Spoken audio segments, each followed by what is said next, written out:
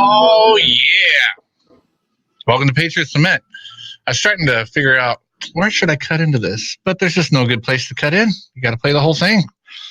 This is Joshua Bennett on line here. I got Mr. David Giesel. Good morning, David. Good morning, Josh. I used to be able to play that piece. Did you really? Yeah. Snap. I just want to be a conductor. That'd be even better. Yeah, that would be even better. I was listening to it last night in the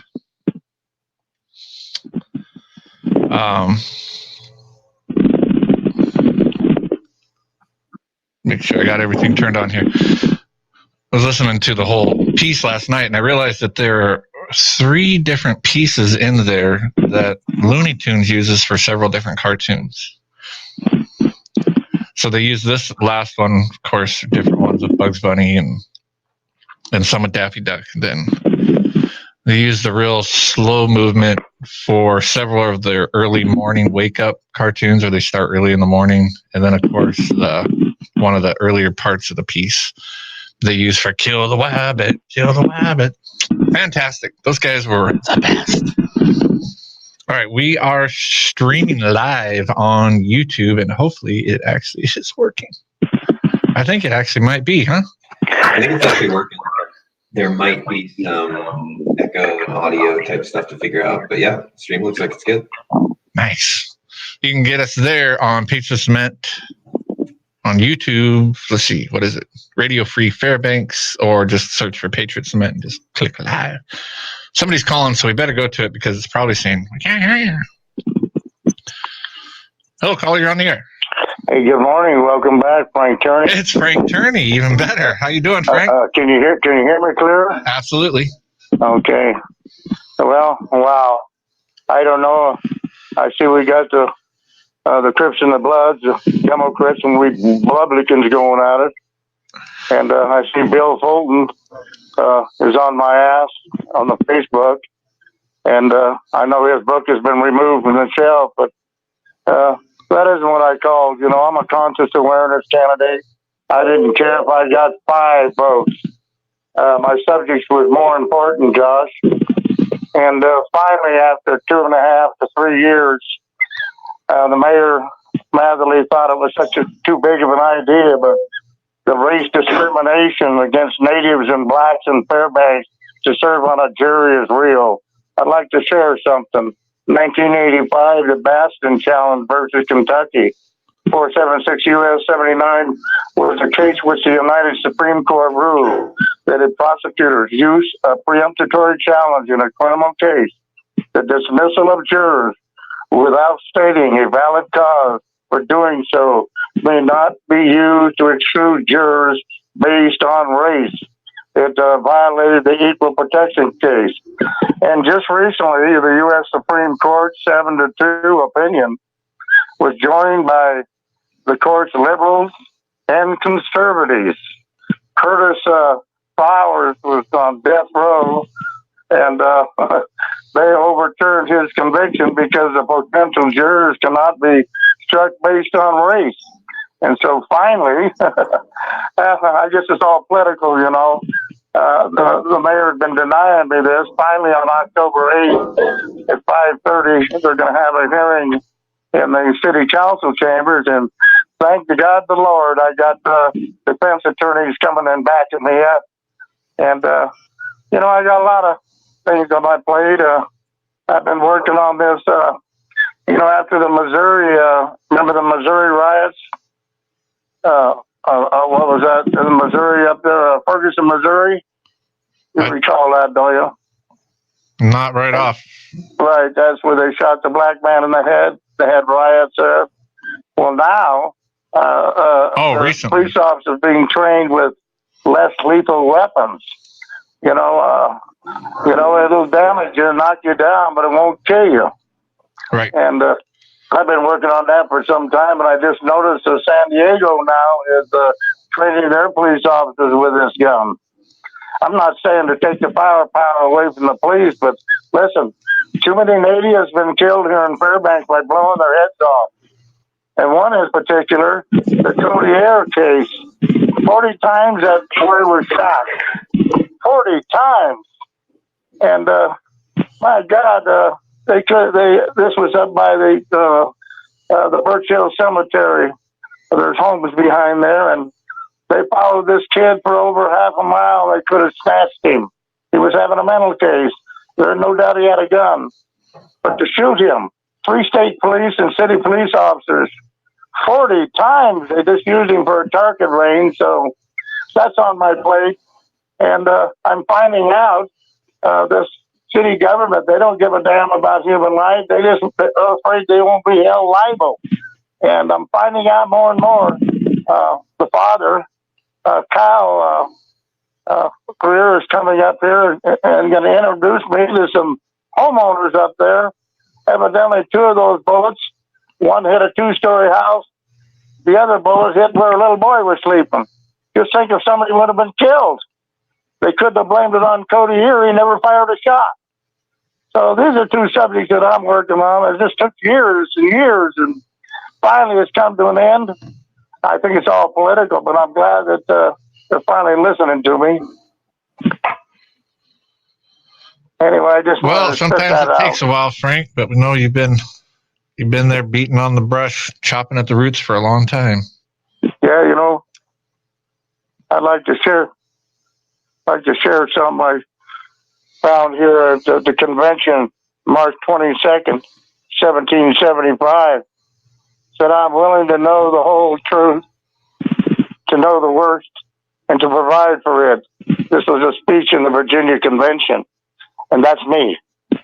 I like to get to the bottom of stuff. Over 36 years in this town, I've seen these elected officials twist and turn and just spit out lies right and left just to protect themselves from being held liable. And I'm glad everything is coming to the forefront. and I'm happy to see you back on the airways. And God bless. I hope your mother's doing well. Thanks, Frank. Appreciate that. And how long you going to be on the show? Forever.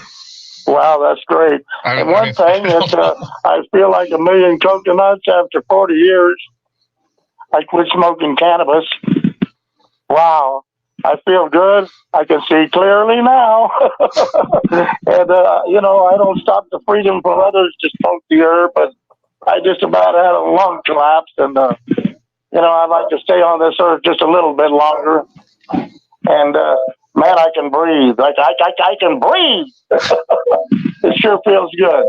That's great. Anyway, I'll listen to the rest of the show, and God bless you. Thanks for coming on. Thank you, Frank. Appreciate you coming. Okay, take care.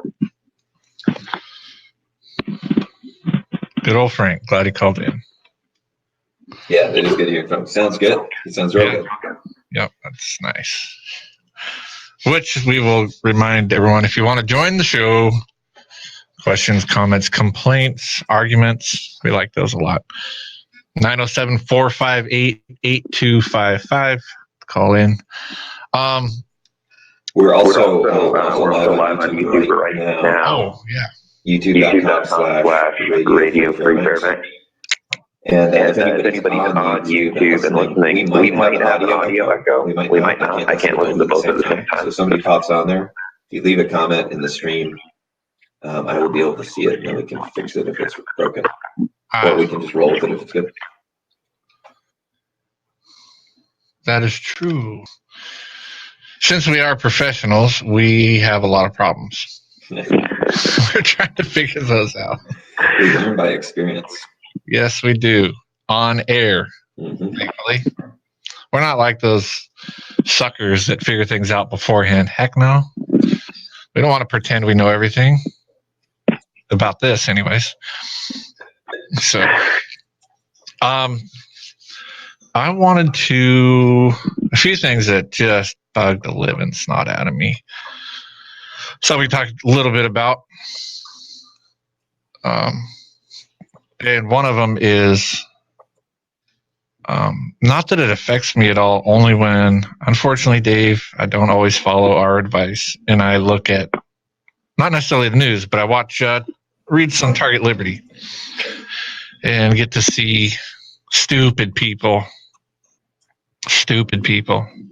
talking about global warming or whatever it is now. It's weather. Whatever. Climate change. And this last week, some stupid jackass 16-year-old girl spoke in front of the UN, of course, of all places, and gave a long diatribe of how dare you adults who have taken away my childhood, and blah, blah, blah, on and on and on, demanding immediate radical change in our CO2 emissions and all this bull crap. Danish girl obviously lives a pretty good life and doesn't want anyone else to, as in third world countries and stuff like that that like to probably have their own little industrial revolutions and whatnot, so they can lift themselves out of some poverty. Oh no, let's keep those black people down. Let's keep those Asians down. Let's keep the brown people down.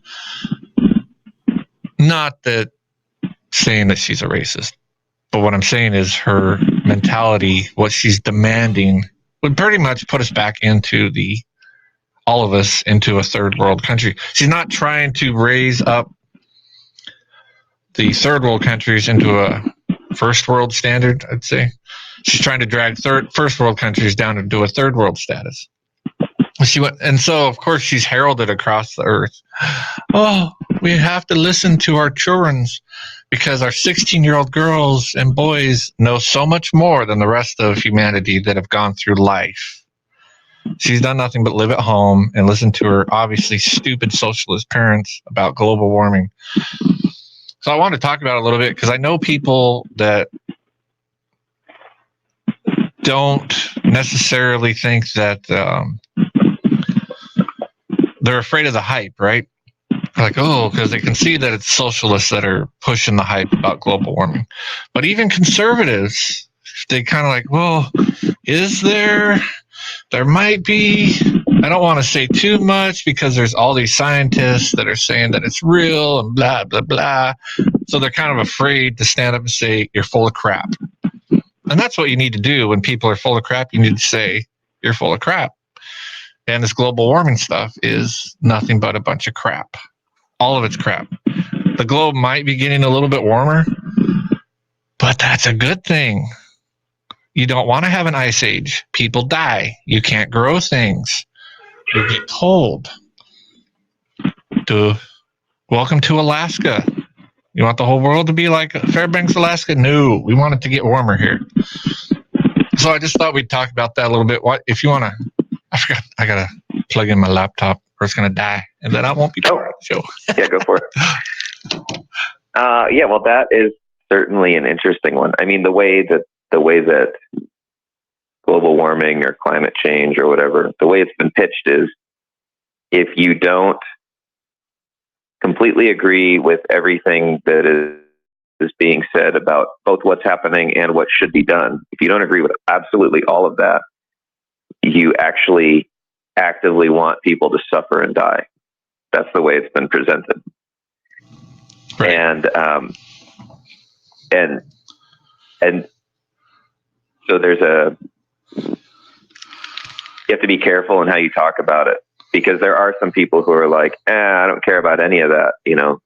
I don't care that there are people starving or that there's droughts or anything like that, or it's not real. Droughts never happen and things like that. And they do happen, and they are happening. There's a different conversation about, are they happening more than they used to? There's more people than ever on the planet, and information moves faster than it ever did. Yep. And so we hear about this stuff a lot more. Is it happening more? I don't know. And that case has not been well made yet. So the whole conversation about global warming is removed from any sort of calm, reasoned, rational thing. Right. It's either you believe everything and you accept everything, or you actually want people to suffer and die. Yep. That's the way it's presented. Well, anytime I hear one side of any argument saying we have to take drastic moves now, we must do something immediately, and here's what they are. And if you, like you said, if you disagree with any of them, then you want people, the earth to die. But anytime someone's saying we need to make drastic moves now, like we've talked about with the first bailouts, we have to do something now, especially when it's governments. We have to do something now. Then you pretty much figure they're full of crap. And I'm of the opinion that man cannot destroy the earth. It's not possible, because God's going to, and he's not going to let us. He's saving that for himself. It's like, that's mine. It's not yours. So I don't, the extreme hype is what bothers me. And there's a rational way to talk to normal people about it, but I think some people like that Swedish girl or whatever she was, she's just an idiot. And she might actually think that she's right, but what she's calling is worldwide socialism, worldwide communism, governments to control all the means of production, blah, blah, blah, blah, blah, and force people to do things.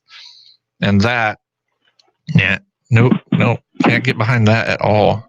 I don't know. There was, I think it was actually another Swede, a professor wrote an article, and he was saying that one of the things, and he wasn't joking, this is the great part about it, one of the things that people might have to look at is starting to eat people to lower the CO2 emissions that people are causing. And he was serious. We should maybe look into eating people. That way we don't need cows, which make all the CO2 farts and or the methane farts, and the chickens and all these different animals. If we want to still eat meat, we should eat people. I never understand why people like that professor don't just kill themselves. I mean, why don't they just kind of end it all for themselves and save the rest of us? It's not very nice. They always want somebody else to die. Sure. I mean, it's a revealed preference thing to talk about, to use like Mises' language. They're revealing their preference for their own way of being by how they live. Yeah. And they generally don't live in a way that they say other people should, right? Like, these are the folks. Well, there's a guy who kind of does. Some listeners will be familiar with this guy, Wendell Berry. Now, Wendell Berry is a technology will not save people. Behavior changes will save people, but they can't be implemented by states because, well, he kind of infers this. States use technology to persuade people that they're powerful. I mean, that's what weapons are and things like that. And even green energy, right? Mm-hmm. And he says he lives an agrarian lifestyle, more or less. And he says green energy won't solve the problem. If you accept that there's a problem, or if you believe there's a problem, green energy won't solve the problem, because the problem is sloppy consumption, wasteful consumption of energy. And it doesn't matter if you get that from coal or oil or solar. All of those things have consequences and repercussions that are an outgrowth of reckless use of energy itself. And so it's only by respecting where energy comes from and how it's used that you'll actually achieve a more sustainable society. A great example of that's like the toxicity involved in manufacturing and disposing of solar panels. Mm. For the amount of energy you get over the lifetime of a solar panel, the toxicity is off the chain, and none of it's recyclable by the biosphere. Like CO2 actually is recyclable by the biosphere. It goes into the air, plants digest it, it turns into oxygen. That's the plant-animal symbiosis. But solar panels with all, it's a bunch of glass doped with rare earths and semiconductor materials and stuff. None of it's recyclable. I mean, it is kind of, but not really.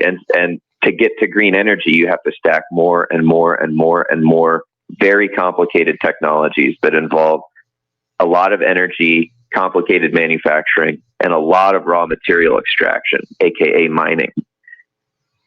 And so it's this road to heaven that doesn't exist. Lithium-ion batteries are another great example. Right, I was just going to ask you about that. They're a complete environmental disaster. They're a really cool way to store energy, but they are a total environmental disaster. There's no way to economically recycle them right now, and they're being made by the gigawatt hour.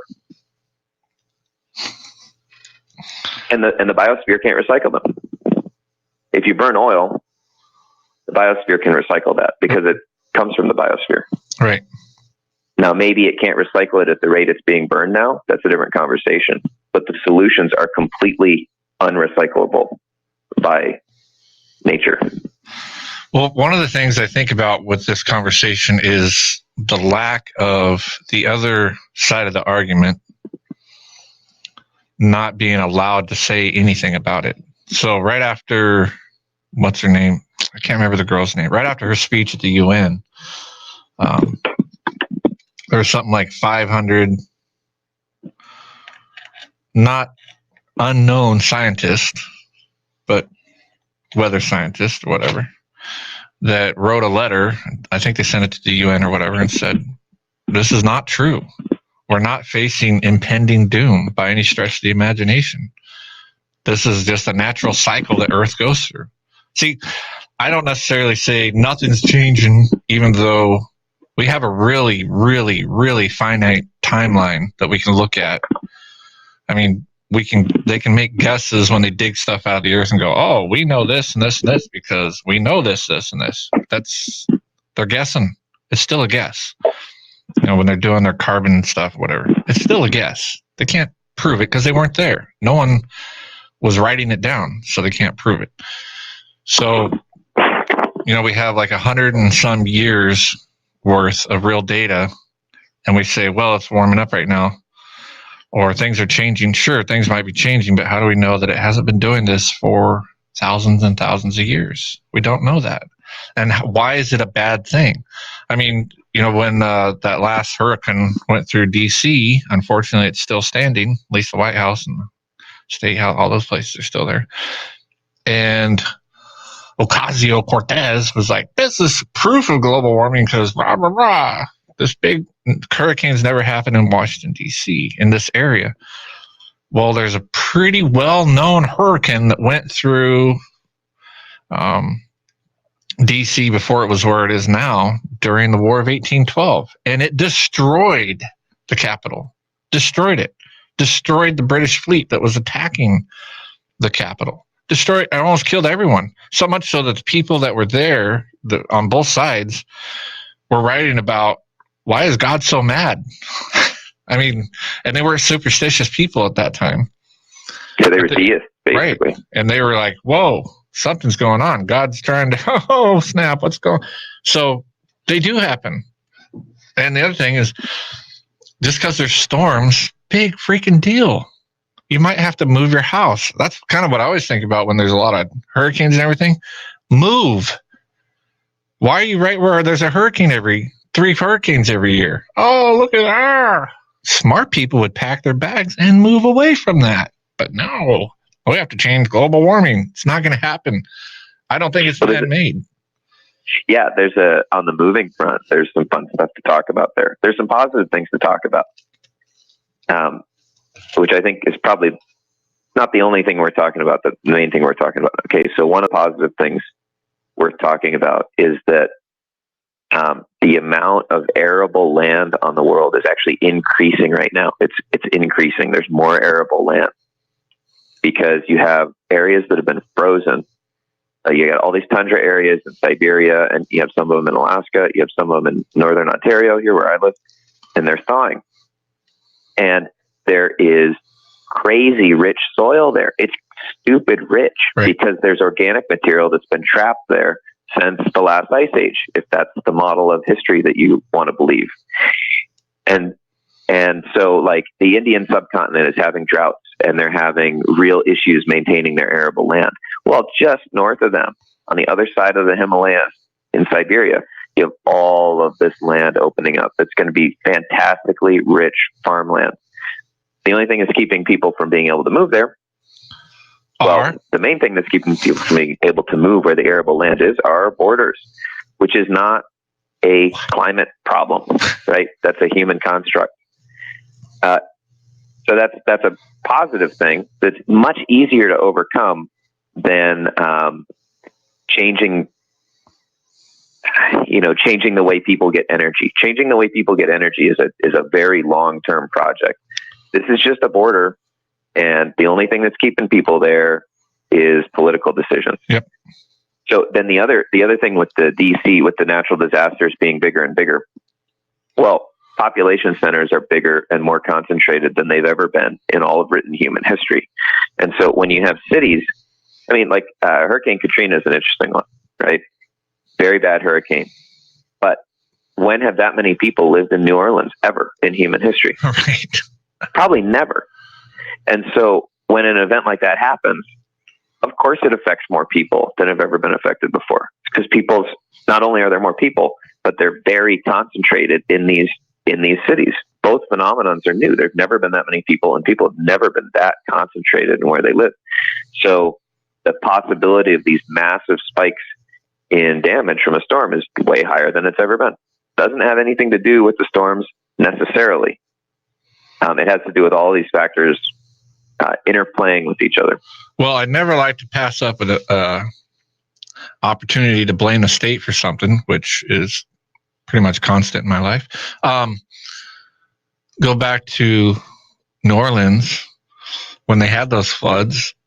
They had things in place to mitigate these problems, if we remember back, and the state got bazillions of dollars to have all these levees and dams and blah, blah, blah, and waterways and everything, and they never built them. And the ones that they did build, they didn't keep them up. They used it for their little social programs. I mean, there's no way In my mind, anyways, there's no way the free market couldn't figure out how people could live there. Of course they could. They'd figure out a way to get around it. I mean, look at Holland. They live below the ocean. They figured out something, and I don't know. It's just kind of funny because no one ever wants to. In your example, even with the borders, why nation states? You can't go over here. Well, life would be better for all these people. So we own this farm. You don't get to have this farm. Wrong kind of people. Yep. Not quite. But, that doesn't happen in America. No. So with New Orleans Silly boy. and Holland, there's a lot of people who have analyzed that. And one of the things that came out was, I think in Holland, they designed those dikes for like 1,000-year storm or further out than that. Like they way over design it. And in New Orleans, they designed the dike system for 100-year storm. Well, the dike system's been around for about 100 years. What happened? Well, the 100-year storm came along. What did it do? It overwhelmed the dikes. Why? Because the dikes weren't designed to withstand the 100-year storm. Like the setup for that was human factors led to that tragedy. Right. Everybody knew that type of storm was possible and that it was coming and that they weren't prepared for it. Everybody knew that. This is Noah's Ark. Everybody knew the storm had been prophesied and no one paid attention. Right. But then it became really good political fodder for the global warming, which is just the current, be afraid. We're the only ones who can save you. Technology and the state are the only two things that can save you. So bow before us.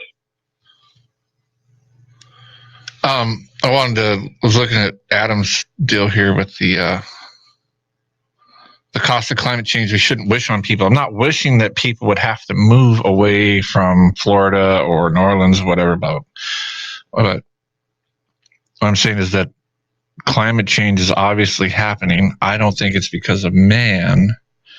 So don't punish mankind. I mean, let's ask, would the people that live on the Florida Keys or whatever, that get hit with hurricanes constantly, are all of the changes that the environmentalists want to force on people to make happen, would that make any of their lives better? So let's just say the extremists want to get rid of cars, airplanes, go down the list, right? So the people in the Bahamas and Puerto Rico and things like that were able to fly out when the last hurricanes came, well, you're stuck there now because you can't fly airplanes. I mean, they want to get rid of all of that. We're not talking, these people are crazy extreme. They're not just talking about a little bit of, well, we need automobiles to get better gas mileage. They want to cease and desist. No more jets, no more cars, no more, or they have to all be electric, which I'm not jumping in no electric airplane to fly across the ocean. That ain't gonna happen. So not gonna happen anytime soon. No. So not wishing ill will on the people that live there, saying that the course of action is not what the environmentalists are saying that it needs to be. I think that global warming or climate change or whatever is a natural course. When our parents were in high school, Dave, they were being told that we were coming into another ice age. I know that for a fact. That didn't happen, so they swapped the narrative. Oh no, now it's getting too warm. And they get to use all these storms. Well, we know for a fact, you can look on Google and go back and look at the temperatures here in Fairbanks. And in the 30s, most of the 30s and late 20s, we were up into the mid to upper 50s in January, year after year after year. It never got cold. Well, was that because of the Industrial Revolution in Alaska that it happened? Or because we're up north, so all the pollution floated up to the North Pole? These things just happen. And while not wishing ill will, sometimes you might want to move. Look at Hurricane Alley. Those people moved in there. There have been hurricanes there forever. They didn't just start happening in the last 10 years. There's been blizzards in South and North Dakota forever. Read Little House on the Prairie, 50 feet of snow. They thought, they had just a few months of summertime. It was cold. So especially when politicians and political leaders are saying one thing, they always lie. They never, ever, ever, ever tell the truth. They're always putting out a narrative to gain more control. And that's what it's all about. If there is some weather changes and climate changes, let the market figure it out. Maybe some people should move. Do we know if housing requirements are making it harder for people to build a hurricane-worthy home? Are some of the discharge requirements that the state forces people to have for water discharges, could they make different canals and discharge, whatever equipment that can pump water like crazy that the state won't allow? That's some of the things we don't ever actually ask about, because we have the state, it's always there, so we never get to ask, what would it look like without it? And probably a lot of things would be different. There'd be more solutions, I'm sure. I just know that we have to get rid of everything and all of us have to go back to the dark ages is not it. I mean, do we all want to go back to living a ripe old age of 37 years old? Mm-hmm. Do we all want to have half the population on Earth on the verge of starvation every single year and losing half the population every year? Do we want to get back to having bubonic plagues where all total cities die from a plague? That's what they're calling for. That's what they're talking about. And I think part of it is because they do want population control. They want to dim the population. But I'm convinced it's a farce. There might be some changes, but it's just part of Earth. It's just the way, they even talk about how we're closer to the sun right now during this little time in Earth history than we were in previous years.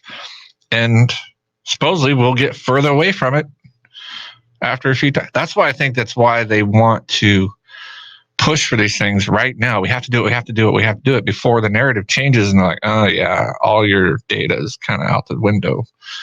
Too late. Well, one of the, there's a fundamental question, which is there a problem, or is there a problem that hasn't been getting better for the last 100 or 200 years? Right. What's the trend?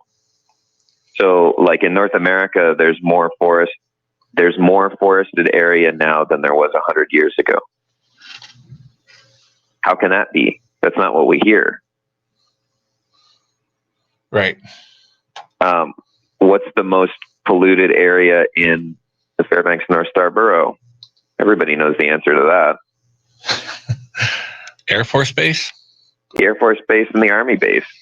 And they continue to get more polluted. And, you want to talk about destruction and generation of CO2 and toxic waste and stuff like that. Well, you see that all over in the Middle East, largely related to war and things like that. So areas that are peaceful and economically prosperous are the cleanest, best maintained areas on the planet. You started the show with the William Tell Overture. Go to Switzerland. Switzerland is wonderfully clean. It's wonderfully clean.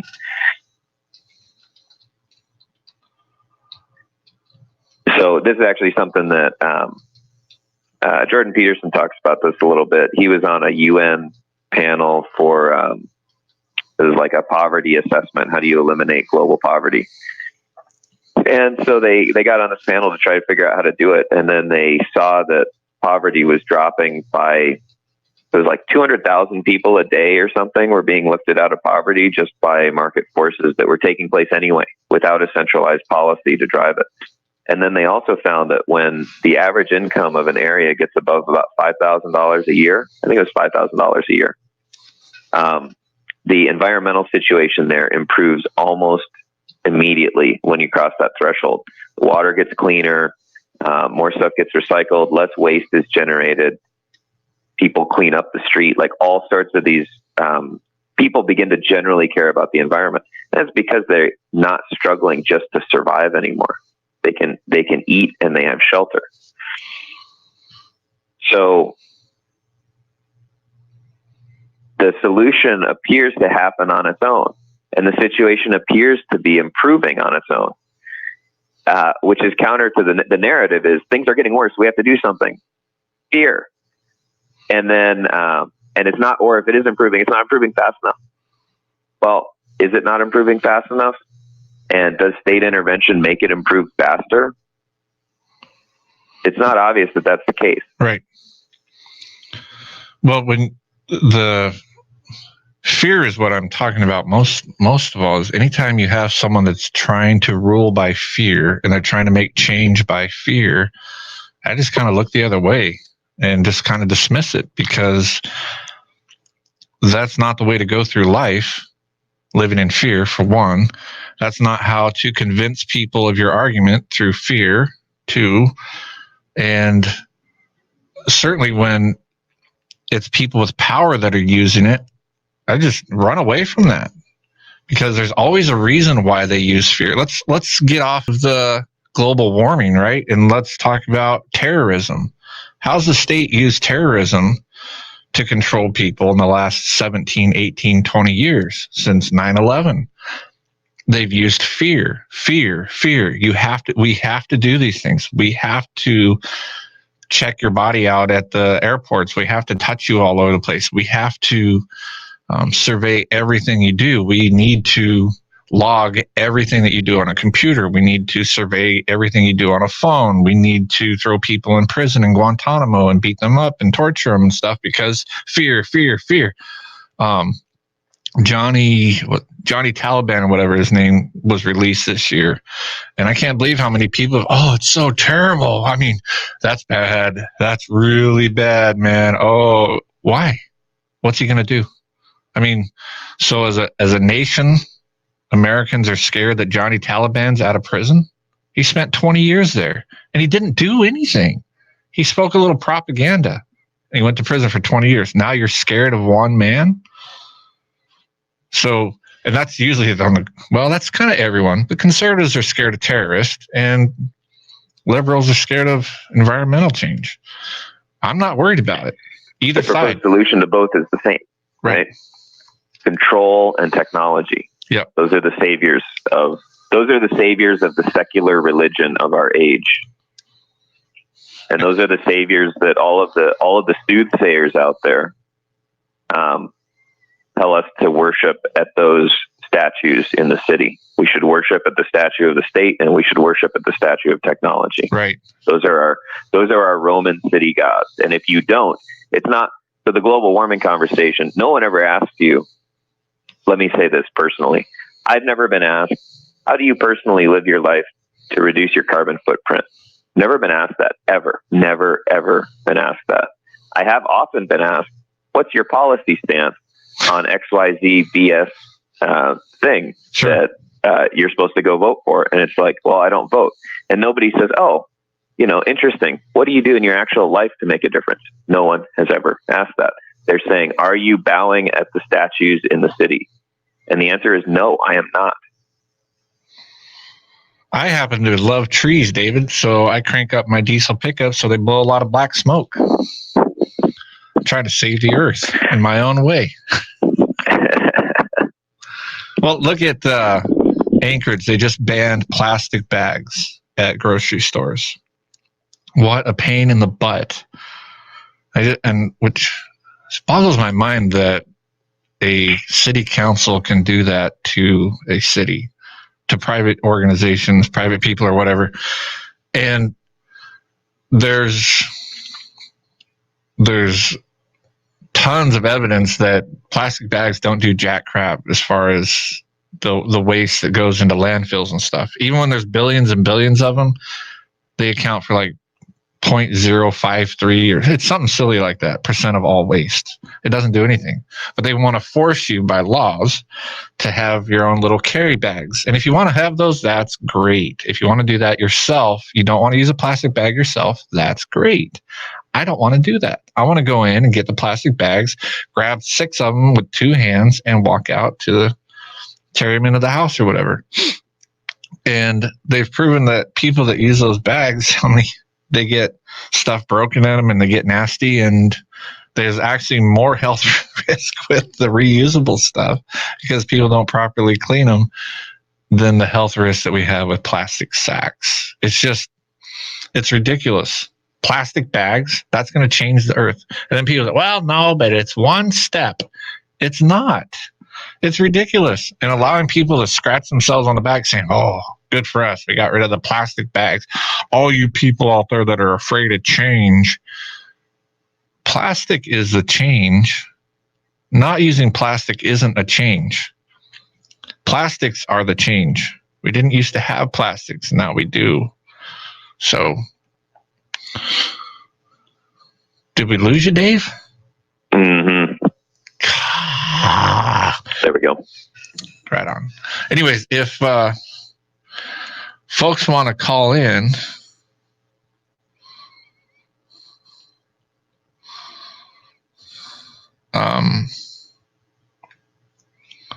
and talk about this situation, feel free. 907-458-8255.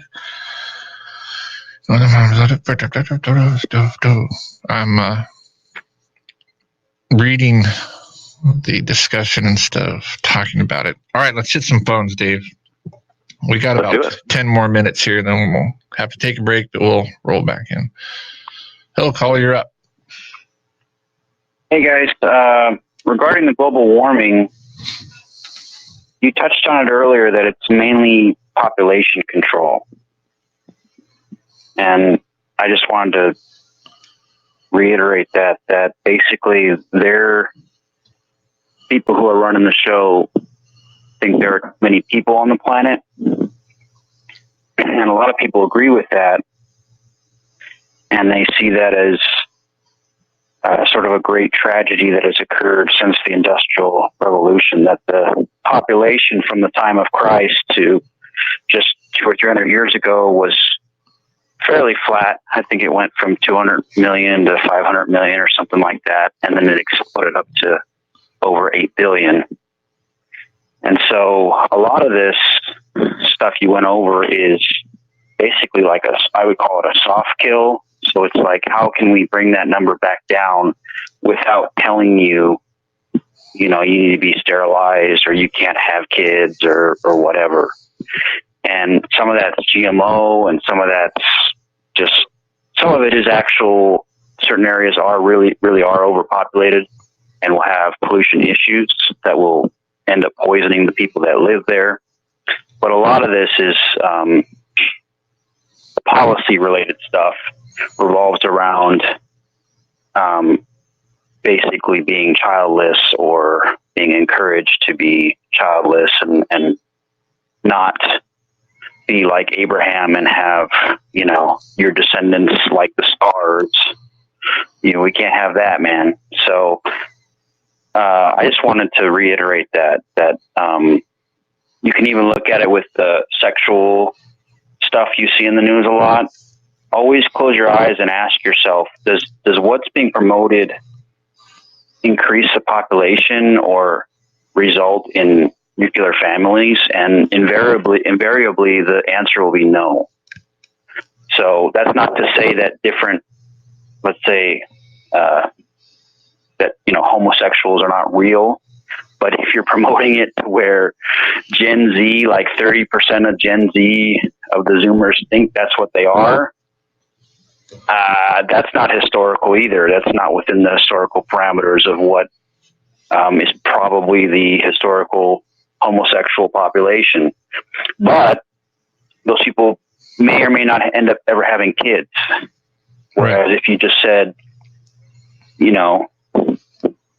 you're probably going to meet this chick over here and have, 3 kids or whatever, it's going to increase the population. That's what they're trying to stop from happening. 3, that's lowballing. Oh, back in the day it was, 8 or maybe 18, but, I think we can all agree we don't really want that either. People have hopes and aspirations, and you got a radio show to run, so it'd be a lot harder if you had 18 kids to do what you're doing now. So maybe. Well, I got 8. You guys are Superman. You guys can. I think you guys could pull it off, but Well, I understand what you're saying. That's my main thrust is like, I'm on the same page as you as well, that, things probably change. I think change is the only constant we have. And, certain places are not very inhabitable at all. Like the whole moving thing, I'm totally on board with that. If you just live in a pit in North Pole where it's 50 below all winter long, maybe even moving to another part of the interior. It just boggles my mind that people will not move from some of these places, and you could still have a great life. Well, I can see, having roots somewhere. It's hard to pack up and leave if you've lived there all your life, or you have a job, a family. But yeah, I don't know. I think the biggest thing about it is, let's just say that we have changes in the weather. So how do we productively deal with it instead of scaring everyone into going back literally to the dark ages? I mean, let's use technology for good things instead of, we don't need to have it be our God, but technology can solve some of the problems. Human beings can solve some of the problems, and governments definitely won't, because they've never solved any problem ever. And whenever all their solutions are dark ages and killing people and making life worse. Maybe we have 8 billion people now, but like I said, do we want to go back to our life expectancy being 37 years old? Do we want our infant mortality rate to be 75% again? Do you want to have 3 kids? Well, do you want to have 18 kids so 3 of them will live to be 37 years old? That's what they're calling for. That's the things that they're saying that they want. They're not going to say that outright, but the programs and the things that they want to have happen, that's where it'll lead. The other thing that so much about this and people, so to be able to do that, that's how you need to run your life, and that they're going to tell you what to do, and then you pointed out the contradiction that they don't want to do that.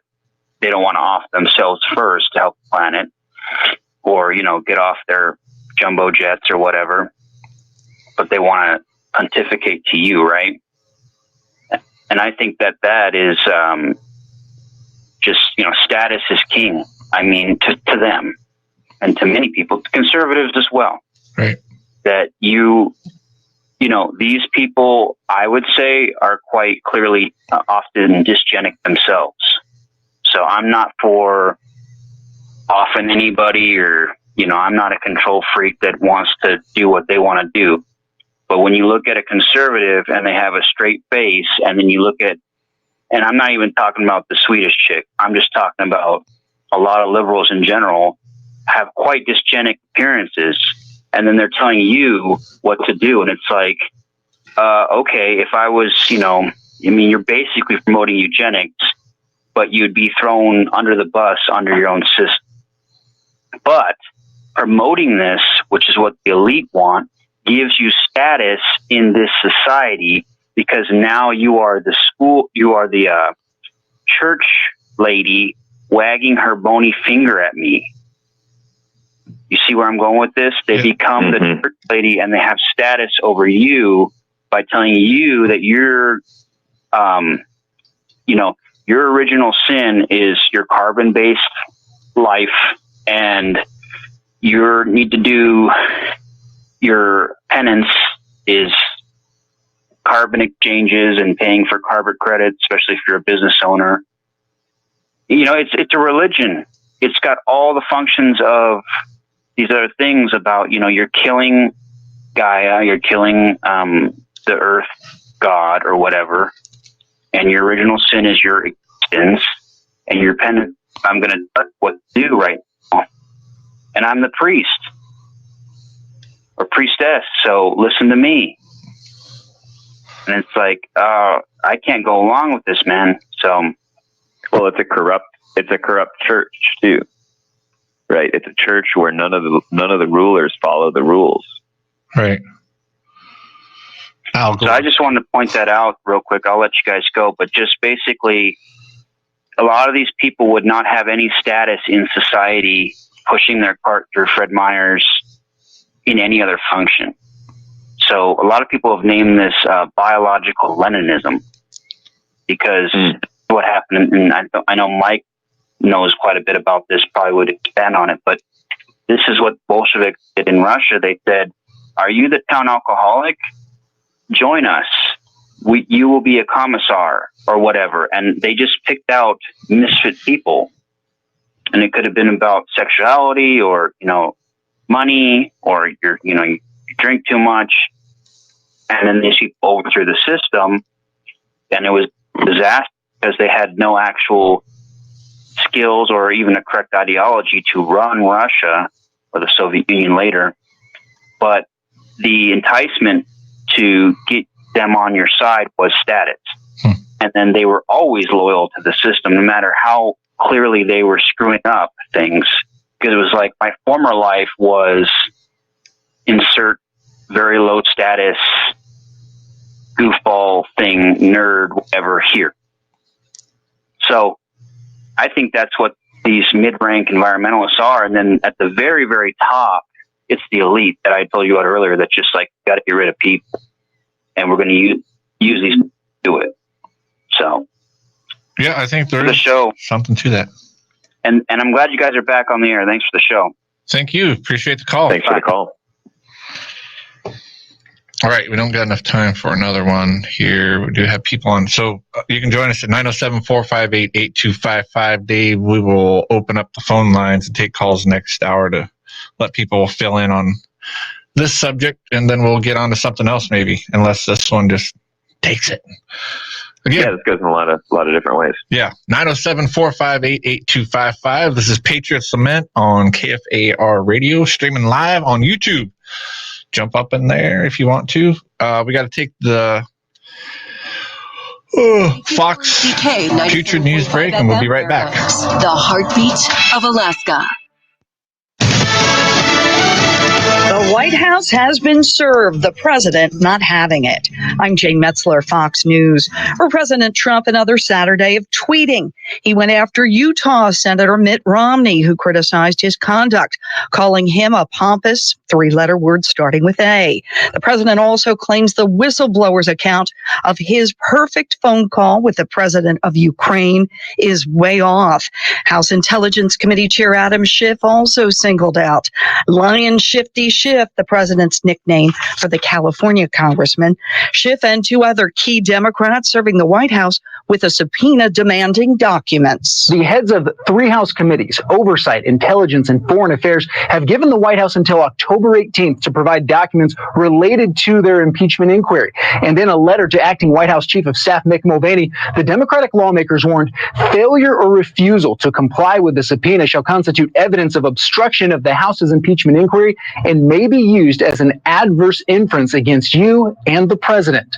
Those same committees have also now requested documents from Vice President Mike Pence regarding reports that he was involved in efforts to pressure Ukraine to investigate the Bidens. Fox's Garrett Tenney, Secretary of State Mike Pompeo, missed yesterday's subpoena deadline demanding documents from him. He says he did send a letter of response, claims the State Department and its employees will not be bullied by House Democrats, indicating they would not be cooperating with the impeachment probe. But the former special envoy to Ukraine, Kurt Volker, already testified, turning over some text messages. The Washington Post reporting Gordon Sondland, the U.S. ambassador to the EU, is set to give a deposition on Tuesday. I just got out of the hospital a few hours ago, and I'm feeling so much better. Presidential hopeful Bernie Sanders discharged yesterday. He suffered a heart attack. America's listening to Fox News. I'm Neil Cavuto from Fox Business. In high school, I managed. It's on, Alaska. The Alaska Airlines PFD sale is here with great prices to amazing places at some of the lowest prices all year. But hurry, sale ends October 14th. Find out more at alaskaair.com/PFD. If you're looking for the best burger in Fairbanks, you'll only find it at Brewster's. Cooked to perfection at 800 degrees, voted best burger in town year after year. And don't forget to enjoy one of their famous brewtizers and complement any meal with one of their delicious sauces. There's no need to travel further than one of the 2 Fairbanks Brewster's locations, Teddy Bear Plaza or Northgate Square. The best selection, the best burger, that's Brewster's. Great food, great Alaskan spirit. That's Brewster's. Hi, this is David Pruse. Have you ever wanted a job that your rewards equals your efforts? Have you ever thought of selling real estate? I can get you on a path to becoming a licensed realtor. The first step to your path to become a realtor is to complete my 40-hour pre-license training course. I am the only licensed trainer based in Fairbanks. My course is designed to help you pass the required state real estate test. Do you have 2 weekends and a Friday to spare? Then book by calling me, David Pruse, at 479-7000. Class space is limited, so call now at 479-7000 and start your path to a rewarding career and success in real estate. I do my best when I feel safe and inspired to learn. That's a schoolboy thing. When you love the outdoors, fall and winter in Alaska are full of sporting opportunities, like small game hunting, predator calling and trapping. And Frontier Outfitters has the Alaska-proven outdoor gear you want. Plus, a great selection of rifles, shotguns, handguns, and ammo. Frontier has all the traps, snares, predator calls, and snowshoes you'll need as well. Need ATV and snow machine accessories? Well, they're right downstairs at Century Hardware, enjoying fall and winter in Alaska. It starts with a trip to Frontier Outfitters for your Alaskan lifestyle. Is that?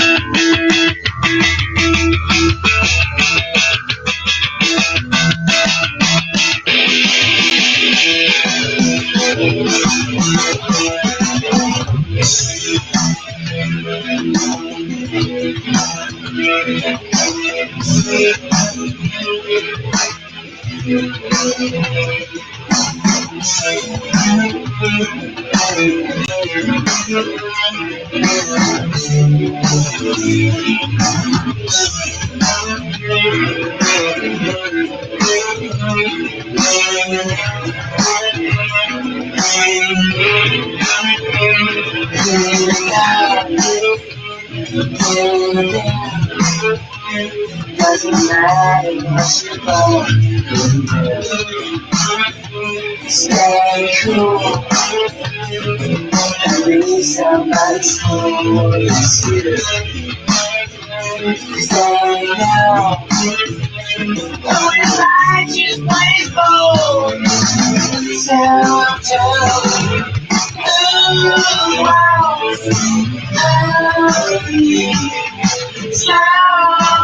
Yes, I love you.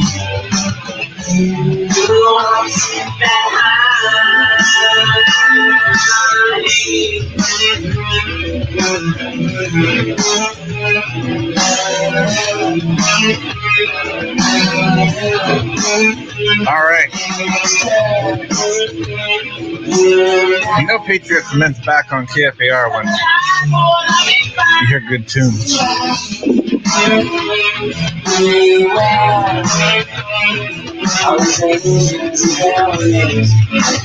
Remember, you can get us on 97.5 on the FM dial, which I would suggest if you're not listening online, you listen to it on that one because the music's way better on FM stereo than AM mono. And I don't think Smashing Pumpkins sounds so good on AM as it does stereo. Just nope, ain't gonna do it.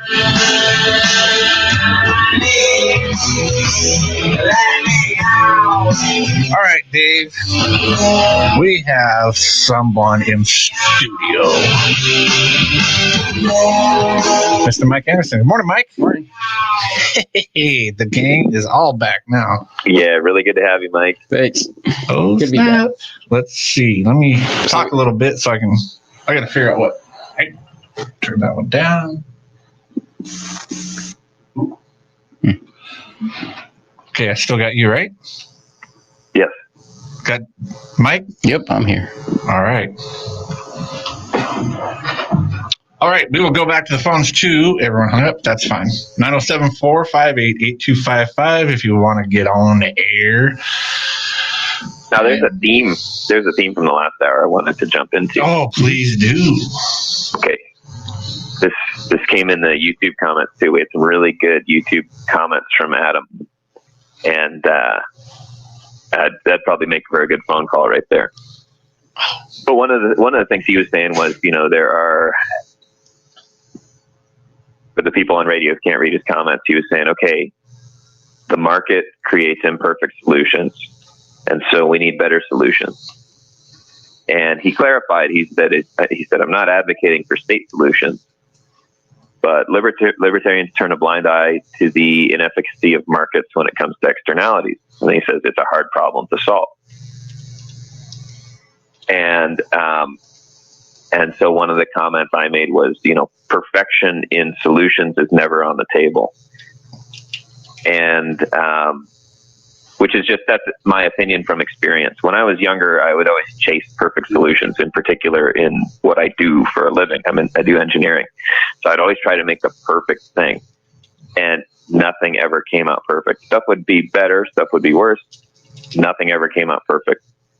And I would dump huge amounts of time and energy into trying to get that last little bit. And it actually kept me from getting anything done. So one of the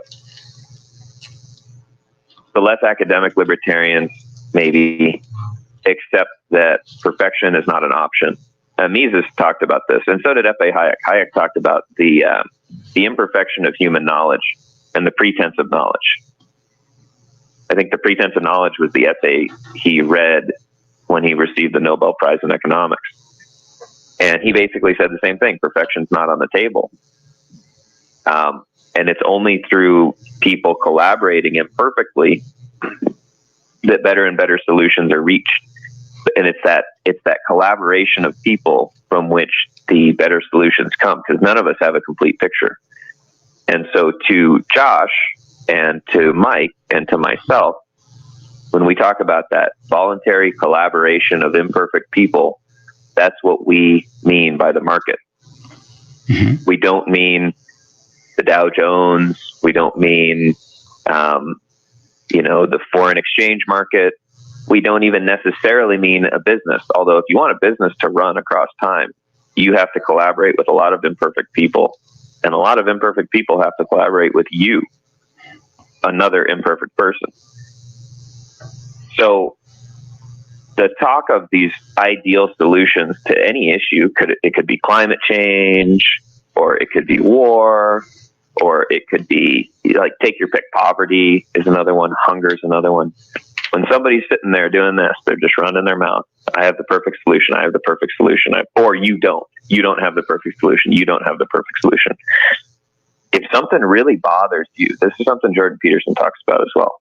If something really, really bothers you every day of your life, it's God or something, I would say it's God. You could say it's the universe inviting you to devote your life energy to solving that problem. That's your problem. Go solve it.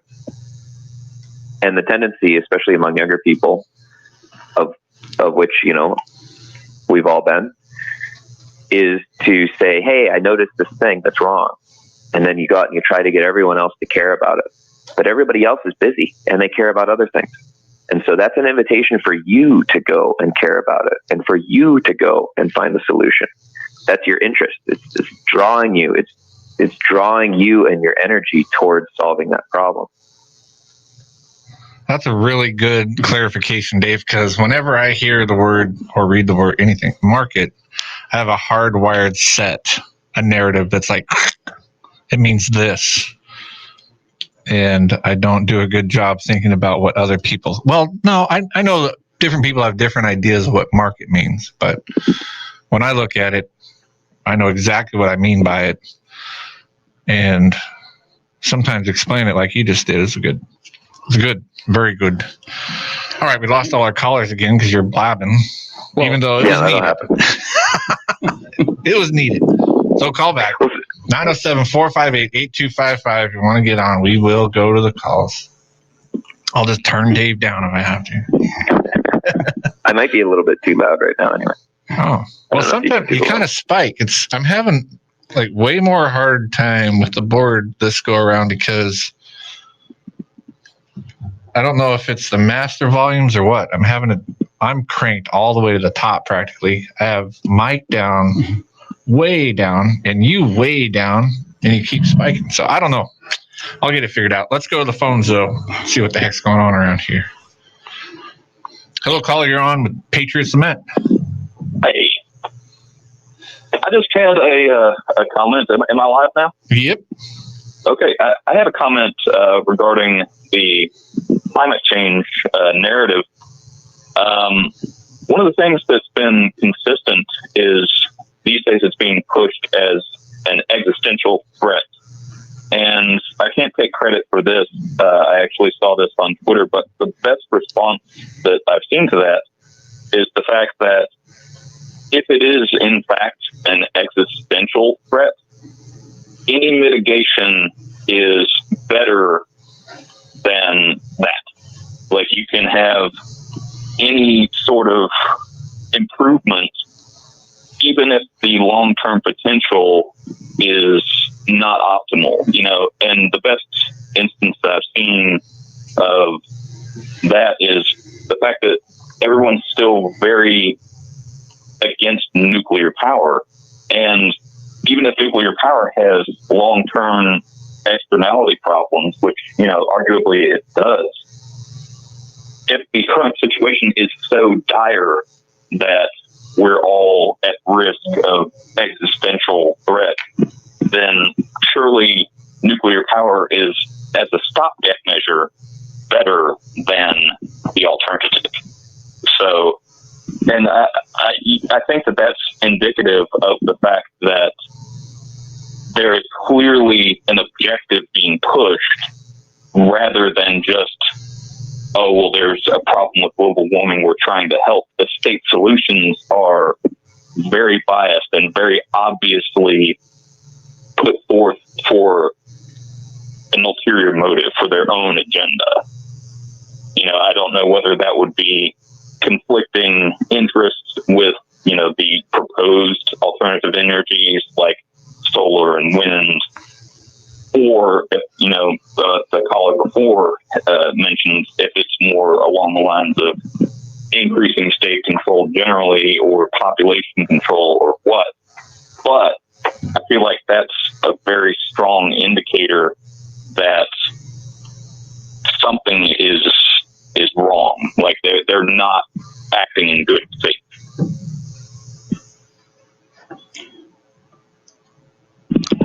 Right. Yeah, And I think that's summarized. There's the whole saying, debate is over on climate change, which is, maybe 5 years ago. Do you remember when they started saying that?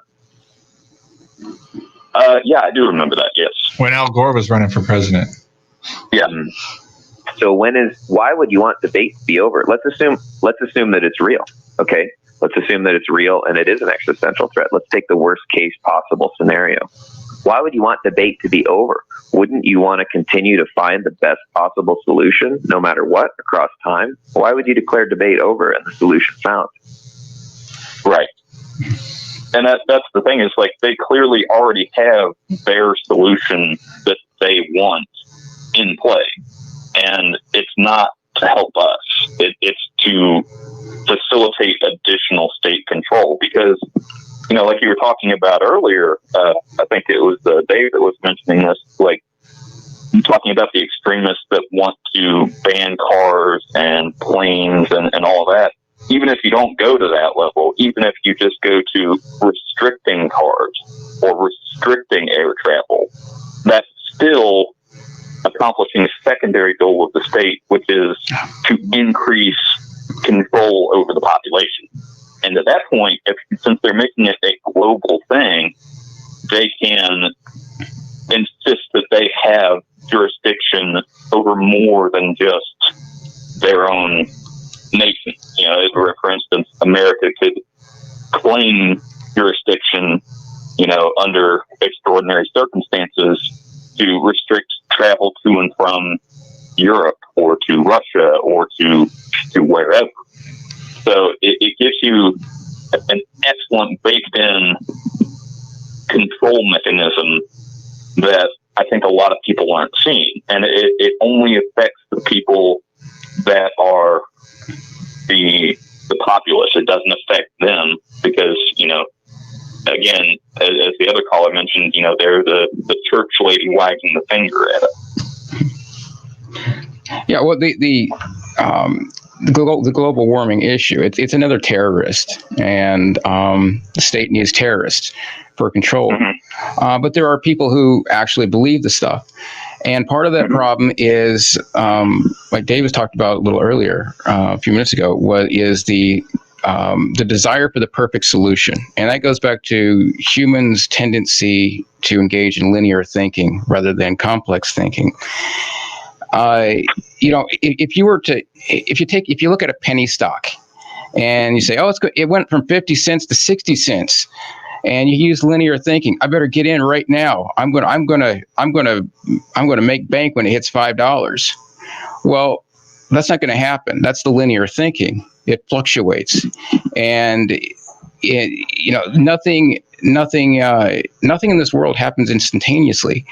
And as a result of that, and as a result of all the many variables that interact non-linearly, you have what look like unpredictable patterns. And so the same thing happens with climate as it might with stocks or with politics. You go from one extreme and then you swing to another extreme. Overbought, oversold, overbought, oversold. And so the same thing happens. And so, but people tend to be in this linear thinking box. And, but they don't have, they don't have the perspective. It's an emotional response.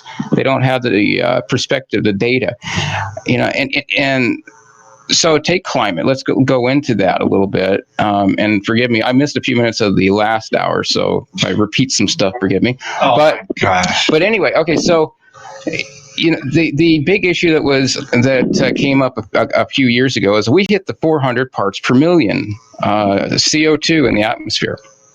And that was going to be detrimental.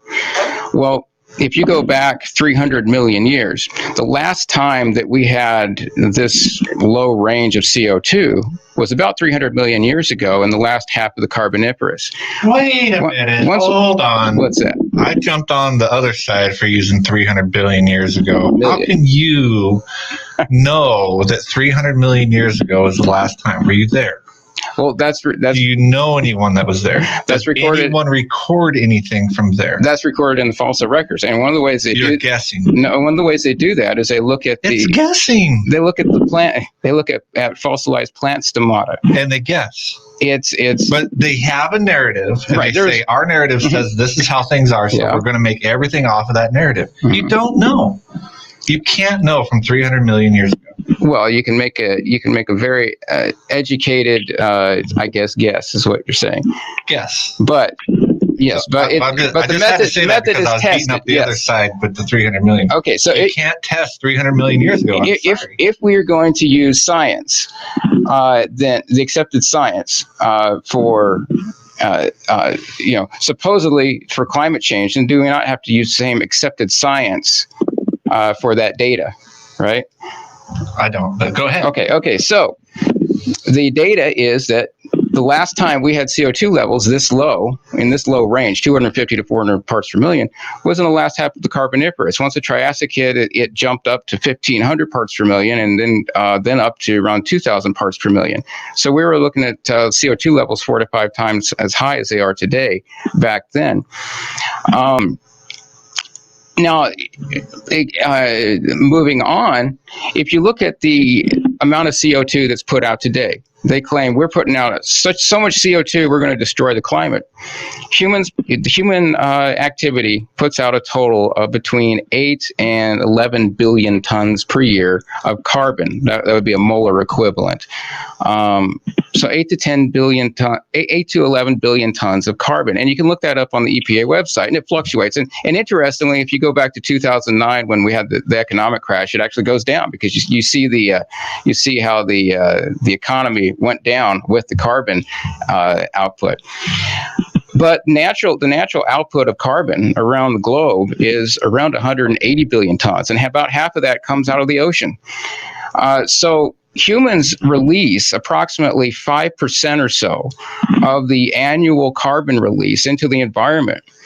And if you do the numbers, and then you include the fact that 95% of the greenhouse effect comes from water vapor.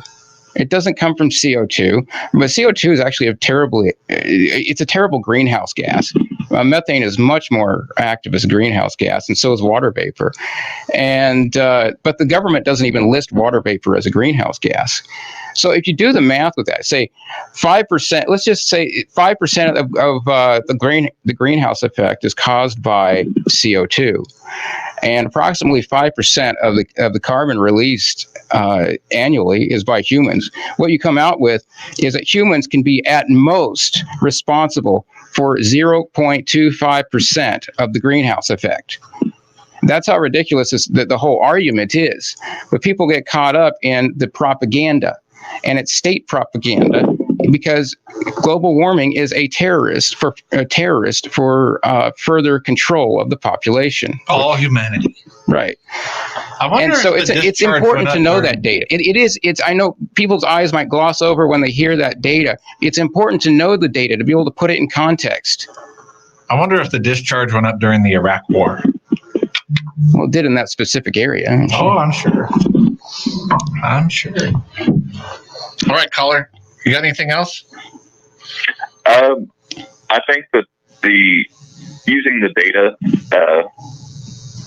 is actually that is important, because when you talk to people that are subject to the narrative, to the propaganda, it's really difficult to get them to understand things outside of the scope of the data. So if you can use argumentation in the frame that the state narrative is based on, I think that's really good if you can have answers based on that. So if you can say, assuming that this data is true, then that gives you a much better platform to talk to people on than just expressing skepticism generally. Mentioning that water vapor isn't listed as a greenhouse gas, and mentioning that methane is more potent than CO2 for the greenhouse effect. That goes a long way, where I feel that the narrative being what it is kind of lends itself to witch hunts and science denial and all of that, all the pejoratives that can be thrown at rightful skepticism, where skepticism is the basis of science. I feel like if you can argue within those terms and avoid certain hot button phrases, you'll go a lot further. So I do see the utility in all that, but my summary would just be that it's clear that they have a goal and they have their methodology already set out, and they're not listening to any new ideas. So they know what they want to do, and they aim to do it. And it's all a matter of control. We're being sold a bill of goods. And even if the climate is changing, and even if we can affect it and mitigate it, I don't believe that any state actor is qualified to make those choices for the entire world. Right. Yep. Well, I appreciate the call. We're going to move on to some more. That was great. Right. Thank you. Myself, Mike, I leave the being smart and talking about argumentations to you and David. I just push the buttons and get called a global warming skeptic. Give me the badge. You're a climate denier. That's right. Give me the big badge. I'll wear it proudly. Just denier.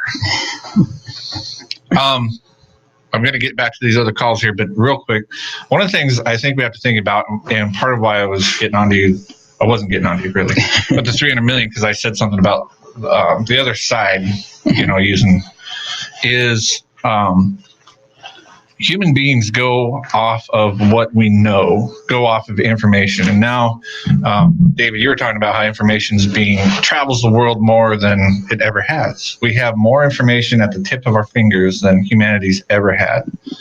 A lot of it's crap, a lot of it's good. But if you go back, look at the Walter Block and Robert Wenzel just had a debate, and I thought that I'll put that up on Patriots Lament after the show. But one of the things I'll put it in the live chat right now. Oh, see, that's what I'm talking about right there. So one of the things that Wenzel's talking about is information was, how many years ago was it when everyone thought the world was flat?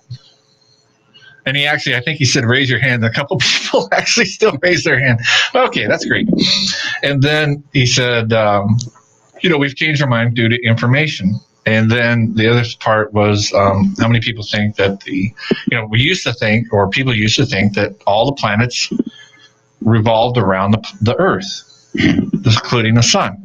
And then when information came along, we realized that all the planets are stationary, or the sun's stationary, and we revolve around the sun. That's not true either. They've just figured out here, it sounded like within the last year or whatever, the sun is traveling at 48 billion miles a year. And we don't just go around it like we do this weird, I forget what it was called, but we don't just go around it in a circle. We do these funny little all the fun ellipse. Yeah, right. Yeah, and the shape of the ellipse fluctuates. Right. Yeah, and constantly. So sometimes, like right now, we're closer to the sun. So what I'm using that for is information. As information comes along, we change our minds and our narratives of what reality is. That's why I don't like when people say, we've got to do something now. No, let's get more information. Let's go with more time. It's kind of like what I was teasing you with the 300 million years. It's like with carbon dating and stuff, right? That's changed over and over and over, because they'll get to another area and the script will be flipped. And be like, wait a minute, that ground's supposed to be there and that ground's supposed to be there. That doesn't make any sense. It's kind of like on the North Slope, where you dig down a little ways and there's palm trees. Not a little ways, a little long ways. Why is there palm trees in frickin' North Pole or the North Slope, right? Because of a climate denier conspiracy to plant them there. That was to support your narrative I that did the it. northern climates have never been warm. It's a very complicated conspiracy. So my ancestors, who were obviously deniers,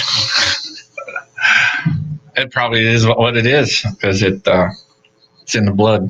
Let's get to another phone. But narratives change with information, and in 10 years, we'll know more then than we do now about a variety of things. Yeah. Hopefully. And what you're talking about there are the Milankovitch cycles, and that has to do with changes in orbit and changes. Wait, is that a Russian? I don't know, that's the name of the. I know. Yeah. He probably has ties to Russia. Yeah, discover the cycle. Anyway, that has to do with changes in orbit and precession of the Earth that occurs every 25,000 years. So. Yeah, it's just it's interesting though. Things are never. Well, things are as they appear, but they change. Yeah, and they should change. You measure time by change. If nothing changed, there'd be no way to measure time, right? Pretty boring. So this assumption that you can reach a perfection and static, perfect static stability is a nonsensical dream. It's in conflict with the very nature of the universe. You can't. It was the desire for a perfectly stable system was the inspiration for communism. And let's see how that worked. That worked pretty good. But it's also, libertarians fall into that trap too. The desire to, let's go back to gold as our form of money, and we'll have perfect stability. Well, that's not going to happen. Don't either. Mess people up. And it shouldn't happen. I know that, but realize the universe is not static. And if we're going to try to seek perfect stability, we're going to be disappointed every time we try. Yep. All right, let's get to the phone calls. 907-458-8255. If you guys will keep it short, we'll blow through a bunch of them. But we won't cut you off very much. Go ahead. Caller, you're up. Hey, good morning, gentlemen. Morning. Hey, how are you doing? Good to hear from you. I'm doing pretty good, by golly. And thought I'd chime in here. Glad to hear you back on the radio. Thank you. Yeah. And glad to hear the free market is being discussed. But you opened up with the William Tell overture there. Yes, sir. Wasn't that also High Ho Silver? Yeah. Yes, it was. The Lone Ranger. Yeah, there you go. Maybe I'm the Lone Ranger today, but I'd like to bring up inalienable rights. Go ahead. Yeah. Well, they're the kind of rights that cannot be transferred. You either exercise them or you don't own them. And you talked about a gal that went to the United Nations. Yeah. Yeah, what a construct. There, your rights don't come from God. There, your rights are not unenumerated, but are enumerated. And they can be taken away for bad behavior. So consider this. Having a sovereign country or belonging to a sovereign country is kind of a good thing. And the best thing is individual sovereignty and control over how you think about life. I produced 9 gallons of sauerkraut this year. It used to be during certain world wars illegal to produce sauerkraut in this country. Consider that for a moment. Wait, and this, why? Because it was a Crowton? It was aiding and abetting the enemy. We were against Germany at one point. Yep. Yes. That's interesting. I want to hear more shows in the future on money, what money is, and how it's changed over time. Perhaps on how it relates to wealth. Ooh, I like that. Yeah, money and wealth are 2 different things for sure. And general philosophy. I'm interested in this show. I will support it. However, lately I've been getting nicked $900 a year for not keeping health care coverage because I believe in God. And if He's my insurance, and if you don't have that little bit of mustard seed of faith, then you don't have nothing. You gentlemen have a good day. Thanks, sir. It's good to hear from you. You know, I think that the Trump got rid of that, didn't he? The penalty this year. I don't think you're going to get penalized. I don't know. I don't know. Who knows? Let's get back. Yeah, I think you're right. Yeah. Let's get back to the calls here. Hello, caller. You're on Patriots Lament. Go. Hello? Yep. Hi.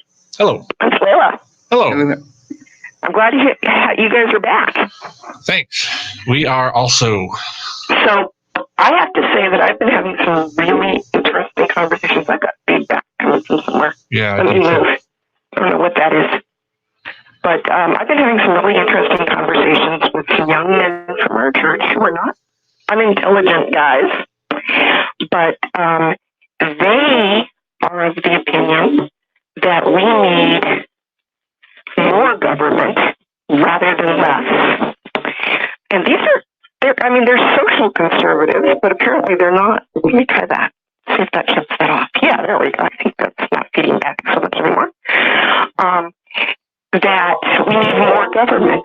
And it's because, I sat there on Monday and listened to them and went, really, you want more government because you don't trust the government?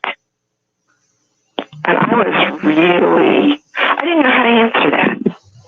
So in some ways I like having you guys back because you guys come up with these things when you're talking. And I go, that's a good idea.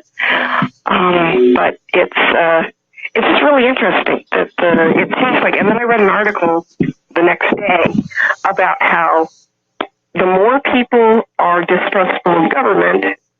actually a psychological thing, that they want more control over society, which they believe only government can do.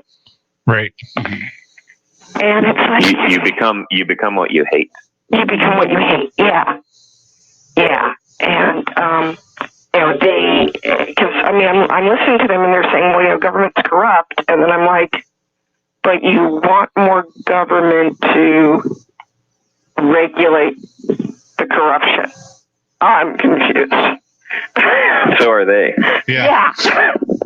And it's kind of interesting. There's a friendly debate going on that, because we all really respect one another. It's just that I'm sitting there going, I don't understand how to answer you because you're seriously confused. It's like, what if I'm sick because I drank poison? Am I going to drink more poison to get well? I don't think so. I don't think I've ever had an experience where I've had people that clearly state it that way. And I'm like, in the past, there have been people who've been inconsistent about it. But these guys are like, they're clear. They don't like government, but they think you have to have government to protect against government. Right. It's pretty brilliant. Well, yeah, but otherwise, you can have conversations with these guys on some really intelligent conversations, and it's like, I don't get it. I really don't. And the one guy admits he's totally a liberal, and that's fine. That's your political belief system, and that's great. But his brother is not, and it's just like, but they still think, oh well, if you don't have government, you can't stop people from being bad. You can't stop people from being bad in any case, actually. Right, because we have people in government doing bad, and we've given them the power and the authority to do it, and when they do something bad, and we say, hey, wait a minute, stop that, they go, but you gave us the authority. Yeah. But government, free people do bad things too. Right. Yeah. But government is the haven to which those people cling, right? Right. Yeah. Well. What? Sound pretty negative, Dave. Or Mike. It's a sanctioned gang. They're non-government gangs as well, but the government gang is sanctioned. Right. Mm-hmm. Right, and I don't think it's a whole lot different because I suspect that in inner cities where there are gangs that control territory, the people that live there have by and large given them that power because they asked to be protected from the other gang on the other side of the boulevard that were pressuring them. And we prefer, our gang over that gang. Or the other side of the border. Right. Right. So, just so you know, the conversations are spreading. Good. Because, and I don't even remember how we got into the conversation because we started this about 6 months ago. And it just, one day, one of them said something and I replied. The next thing I knew, we were having a regular conversation about once a month it devolves from Bible study into economics and history and stuff. Oh, that's good. Because Bible study should devolve into all those things because the Bible talks about all of those. Yeah, it does. And God is involved in every part of our lives. And, the idea that I leave God behind when I go anywhere really is kind of ridiculous. Whether it be the voting booth or my job or... Oh, you do when you go in the voting booth. I'm sorry. He does not step foot. I know. But there are other gods in there, though. There are other gods in there, yes. And there are many people who, when you have a conversation with them, even if they say their God is Christianity, the Christian God, their God is really something else, I think. Yeah. Yep. Right on. Well, thanks for calling in. We appreciate it. Glad you guys are back. Thank you. All right. Bye. I am too. I'm glad we're back. I mean, I only wanted to come back because I realized how close it was to getting to Christmas, but I love all the stuff in between Christmas too. But I can't wait to start playing Christmas music. I almost did today, but I decided not to. I held off. That's not going to last very much longer, though. All right, if you want to join in the conversation, 907-458-8255 is the phone number. We will get to your phone calls as quickly as possible. If you just hang in there with us, we will. Also, pick us up on 97.5 on the FM if you want. And there's obviously other ways to listen. If you want to watch us live on YouTube, you can go to YouTube and punch in Patriots Lament or Radio Free Fairbanks. And the TuneIn app, I think, is the best. But KFAR also has a radio app for your phone that you can listen on. But TuneIn app seems to be pretty good because you can use it for many, many things. Many. Like listening to Patriots football, which is important. Where do you guys want to go from here? Maybe it's kind of the same conversation, but this whole you guys notice that socialism's like pretty popular. Well, yeah, very popular on both sides of the political spectrum. It's really I understand liberal socialism, right? Mm-hmm. The democratic socialism. Like, yep, you're a socialist and you want it. That's fine. I don't think you understand what it is, because if you do, then you're an evil person. Mm-hmm. I don't think they do.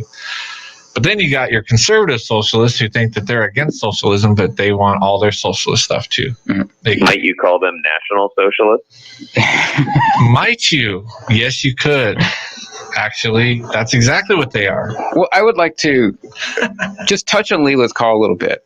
She's talking about the guys at church.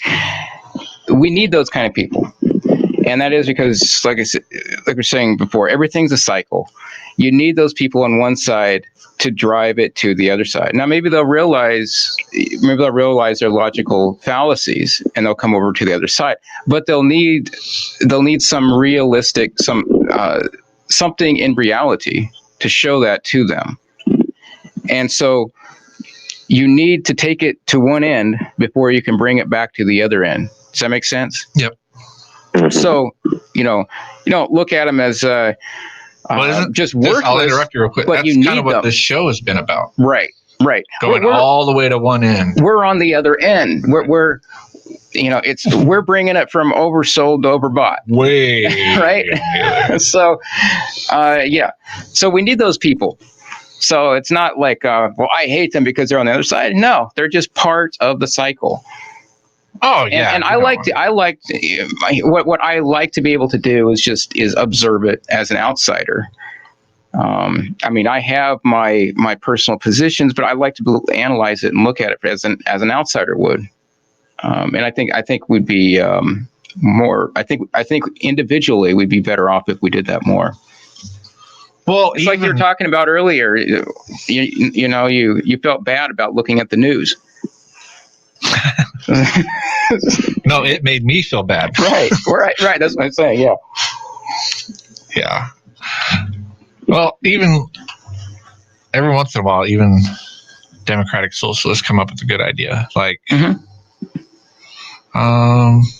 shutting down their websites, shutting off their radio stations, all those those are really good ideas. Yeah. Well, and I have a friend. He's an older friend, and I haven't seen him in years. But he's a very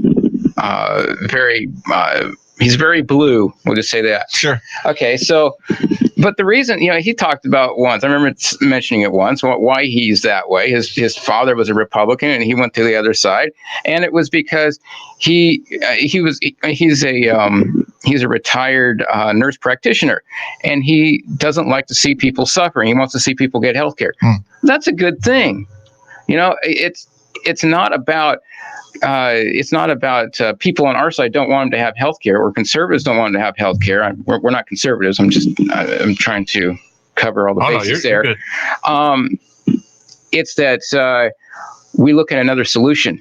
Let's look at the other solutions rather than just looking to the state. And so I don't look at them as against us. I look at them as bringing up and an important issue. So now let's find a real solution. Yep. So they shouldn't be a political enemy because they want universal health care, for example. But let's find out how we can do it without imposing violence upon others. How you could do it across time. Right. Which is sort of the same thing. Mm-hmm. Exactly. It has to be socially regenerative in order to work across time, not socially degenerative. Yes, and we can't have the expectation that we're going to have the instant solution because nothing is instantaneous. Yeah. Josh, your comment on socialism trending right now, along with Mike's comment about nothing being instantaneous, gets to something that I've been experiencing personally and actually learning to really enjoy, like genuinely enjoy it, which is that making any worthwhile change of any sort, no matter how small, is really, really hard. And you could start with something really small. Think about some habit that you've had for 5 years or something. And you won't even think of it as a habit. It won't even cross your mind as a habit. It's just something that doesn't make your life better that you do a lot. And then try to change it. Try to change one little tiny thing like that. It's really, really, really hard. Oh, that's a great experiment. Yeah. Yeah. Jocko Willink talks about that. Well, he talks about many things, but discipline is one of them. And he gets into this. He has the saying, discipline equals freedom. And what he means by that is when you learn to embrace making changes in your own life, which is really hard to do, real changes in your own life, getting rid of habits that are holding you back. That actually frees you from all those things that those activities and habits and time sinks and money sinks are drawing out of you, all the things they're keeping you from doing that you don't see. So you become free when you become disciplined. And the appeal of easy push button solutions like Mike's talking about, the quick fix, and this whole socialism narrative is, if I can get enough people to agree with me, I don't have to do anything. Right. If we can get a big enough, if enough of us go and rally, if enough of us vote a certain way, if enough of us agree with our guru of the day, if we all buy his book and whatever, do what he says, as long as that doing doesn't involve anything particularly difficult, change will just magically appear. But that's not how it happens. It always happens through discipline and self-sacrifice, and it always happens across time in a much longer time frame than you would find desirable. Otherwise, you would have already made the change. Right. I wonder if we can make a tie between the political, the political extremes that we have now, when we're talking about the desire for instantaneous fulfillment, the tie between the political strains that we have now and the fast food culture. Have people been taught that they should get it instantaneously, and does that tie in to the instant political, the desire for instant political solution? Maybe they're all the same thing, right? Maybe they're all the same thing. I wonder if maybe they are. Maybe that ties them together. I'm going to tell another little story, because I've become fond of stories. Josh sort of got me into being a story guy. Well, you're good at it. Yeah, Josh. Yeah, I learned a lot how to do it from Josh. I make some little widgets for my company. Well, we do. We all do. All the members of the company do. I could not do it on my own. And these are really simple little devices. They look like a garage door opener, and they have kind of like 4 LED lights on them and a power switch. And when I set out to do it, it was like, well, this task is beneath me. but I guess I need the money. You know, this is easy to do, and my skills are far beyond this. And it ended up being really hard to make them. I had to, you know, we've made about 3,000 of these things now. And so when you make 3,000 of something, that means whoever makes your little plastic case that your garage door opener goes in, you have to have a relationship with them, and it has to be healthy. And then whoever makes the little circuit board that goes in there, you need to have a relationship with that vendor. It has to be healthy. Whoever makes the sticker that goes on the front that says, when you push this button, it does this, you have to have a relationship with them. It has to be healthy. And if any one of those relationships breaks down, or you don't get what you needed from them, or you don't give them what they needed, you don't have a product. And we're talking about a garage door opener here, right? Basically, we're talking about a really simple thing. And then you have your relationship with your customer. So I make these devices, and they're resold through a customer who does all of the customer outreach, the support, and they actually steer what the product is to a large extent. I have to maintain that relationship. And so making this little tiny thing ended up being, at the time, the hardest thing I'd ever done, because I actually wanted it to succeed. I had decided I wasn't going to bail out when it got hard, and it got hard. And each one of those relationships had to be built and maintained across time. And then finally we got a thing that worked. But that didn't mean the end. That meant that it was actually successful now. So even more people wanted to buy it. And so I had to build a higher volume capability with some of these suppliers, some of whom were ready for it, some of whom weren't. We all had to work together continuously, and we still are. It's an ongoing thing. There's no destination to it. It's ongoing work all the time. And that's to do something really simple. It's to make a little plastic box that has a switch on it and some light. And it was at the limit of my capability, which has expanded now as a result. So now I'm doing things with 2 switches and more light. And that's expanding my ability as well. But you have to go and do it to find out how hard it is.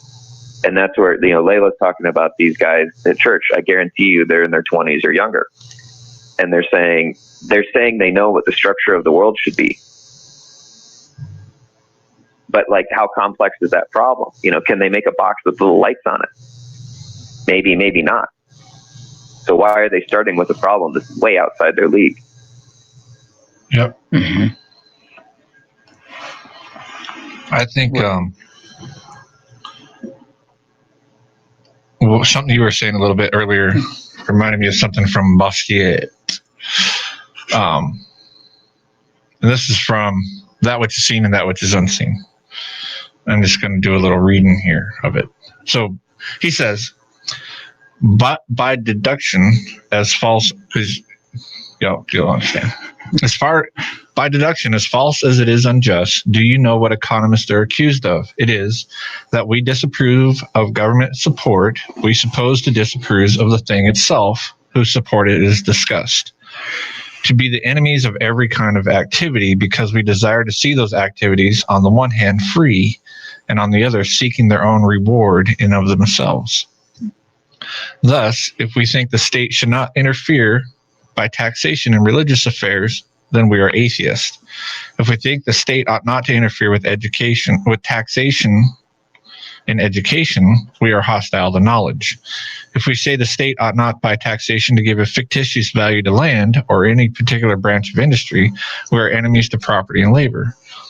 If we think the state ought not to support artists, we are barbarians to look upon the arts as useless. The reason I wanted to bring that up is because what you're saying is like, we're not against.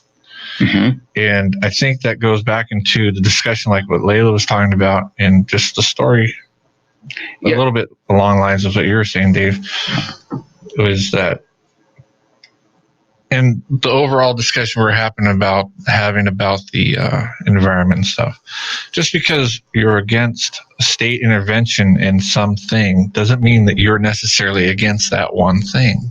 All right, just because I'm against state intervention in the environment doesn't mean that I literally go out and just pour oil all over the ground and say, woohoo, it used to be in the ground, now I'm putting it back. I want to do that kind of sometimes, just to be a butt, just because I'm not supposed to. And so I'm like, yeah, you guys want to force me to do this? I'm going to do the opposite.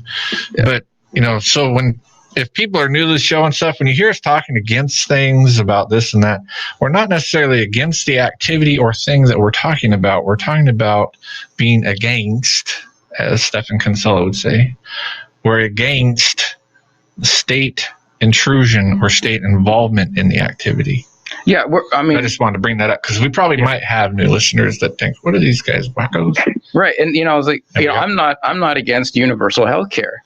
Right, that was the thing. The money should not be taken by force. All things voluntary. Right. That's my personal position. And earlier in the first hour, Dave talked about what are you doing to help the environment versus what is your political position? What statue are you bowing to? Mm-hmm. As far as the plastic bag law in Anchorage goes, that's a forceful position. I don't like using the plastic bags. For a year now, I'll go to the store, I'll check out, throw everything back in the basket with no bag, and throw it all in a tub in the car, and then carry the tub into the house. Because I don't like the plastic bags because they just make a mess in the house, and someone in my house likes to clean with them and pack stuff in them, and I never know where it's at anymore. So I just like to keep them out of there. I like them because we use them till they literally fall apart. We have a little bag that all the little plastic bags go in. You just pull one out, you put your lunches in, you put one in your car for a trash bag, Mm-hmm. But the point is, whether you like the plastic bag or not, the state shouldn't be involved in forbidding companies, grocery stores from using them. Right. But the fact that the state prohibits them inspires people like me to find a way to violate their law because we don't want to be ruled. Oh, I'm going to go to the grocery store after this and ask them to double bag everything. Can I get double bags, please? I'm really worried about breaking it. Right, because our my position is all things voluntary. Therefore, I need to personally make sure everything's voluntary, and if they try to force it on me, I have to deny them that option, right? By voluntarily denying that option, right? So see how they force us to one direction when they're trying to get us to go to the other direction. Yep. All right, so we got to take the break here. We'll be right back. I see we got somebody just dialed in. We will come to the calls as soon as we get back. This is Patriots Lament on KFAR. In Fairbanks, K248DK 97.5 FM Fairbanks, the heartbeat of Alaska. A horrific rampage targeting the homeless. I'm Jane Metzler, Fox News. 4 homeless men are dead, another in critical condition, brutally beaten in New York City. All of the victims were sleeping when they were attacked. Someone called 911 around 2 a.m. to report a man being assaulted, and when police got there, they found one man unconscious, his head beaten in, another badly injured. That second man was able to describe the suspect to police, saying he saw him run toward the west wearing all black. Police headed that way and found the suspect, a 24-year-old man carrying a 3-foot-long pipe from a nearby construction area, which police believe is the murder weapon. Fox's Jackie Heinrich, the suspect also said to be homeless. The president tweeting about the impeachment inquiry today, insisting his phone call with Ukraine's president was perfect, and calling the House Intelligence Committee chairman Lion Shifty Schiff. The White House press secretary says that the requests coming from Democrats at this point are a waste of taxpayers' money and also time. For now, it seems like the White House is not going to move and they are not going to cooperate with those requests. On the South Lawn yesterday, President Trump told reporters whether or not he cooperates with the investigation is up to the lawyers. The impeachment inquiry directly reached the White House yesterday with those 3 Democratic committee chairmen subpoenaing 4 documents related to communications between President Trump and the president of Ukraine. Fox's Ellison Barber. As the Democratic presidential hopefuls make their pitches for votes at a union forum in Los Angeles, Bernie Sanders staying home in Burlington, Vermont, after leaving a Las Vegas hospital yesterday. I just got out of the hospital a few hours ago, and I'm feeling so much better. The 78-year-old suffered a heart attack earlier in the week. America is listening to Fox News. It's on, Alaska. The Alaska Airlines PFD sale is here with great prices to amazing places at some of the lowest prices all year. But hurry, sale ends October 14th. Find out more at alaskaair.com/PFD. Homeowners, as the seasons change, it's easy to forget to turn on your circulating pump for the season. But it's one flip of the switch that could save you from frozen water lines this winter. Also, be sure you know where your home's outdoor drain cleanouts are located if there's an emergency. Don't worry, be prepared and call Bigfoot Pumping and Thawing for septic tank pumping or frozen pipe thawing. Bigfoot provides 24-hour service from Salcha to Nenana with no mileage charge on call-outs. Call the Bigfoot with a helping hand. Bigfoot Pumping and Thawing. Don't miss 50-50 Friday on KFAR. Every Friday morning at 9 a.m. sharp, we offer up amazing gift certificates from different local businesses. That's when they go on sale for half price. From incredible food offers to fantastic services, you'll get it for half price every Friday at 9 a.m. So don't miss out on this offer. This week is Friar Tuck's Hoagie House off Mirahar Avenue. Awesome food and spirits, tons of big TVs with sports in every corner. Plus amazing food like the Po' Boy Roll, Tuck's Roll, Southwest Roll, and don't forget those incredible Hoodoo cheese fries. Everything on the menu can be made keto style as well. And don't miss half price happy hour on all the fabulous appetizers. And this week you'll get two $25 gift certificates for half price. Friar Tuck's Hoagie House of Mirahar. Next to Verizon. Friar Tuck's, come for the food, stay for 50-50 Friday. This Friday morning at 9 a.m., log on to our website at KFAR660.com. Simply click on the red 50-50 ticket in the upper right-hand corner and get your gift certificate for half price. That's 50-50 Friday at KFAR660.com. Eating, working, living pain-free. These are a few of the things many of us take for granted. Yet for many United States military veterans, finding and affording oral health care is a challenge. Dental Lifeline Network is looking for dentists who can change this.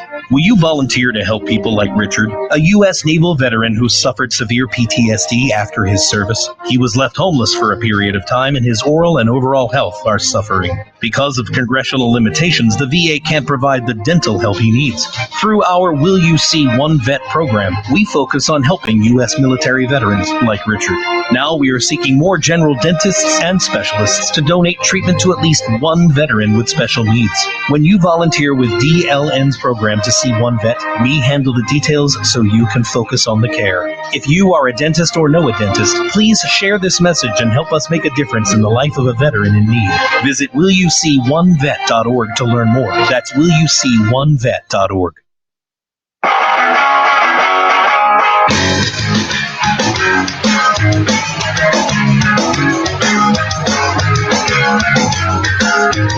Don't wanna be an American idiot.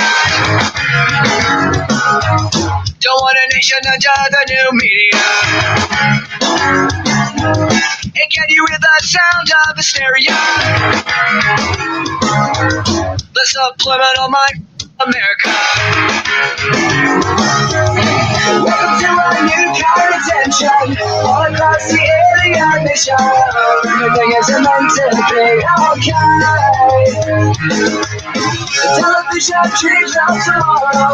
We're not the ones who meant to follow. They're the thing meant to hurt you.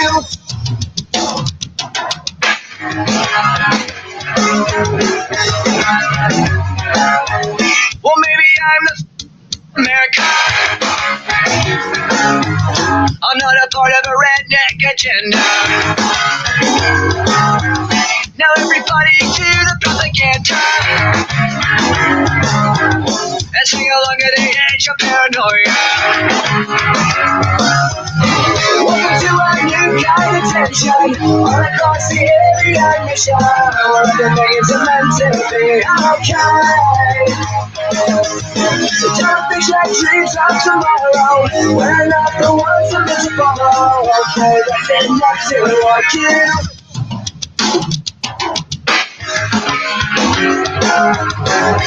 One of the greatest American songs ever made. All right, this is Patriots Lament. Make sure you're listening to us if you're in town on 97.5 on the FM, so it sounds good when we rock out a little Green Day.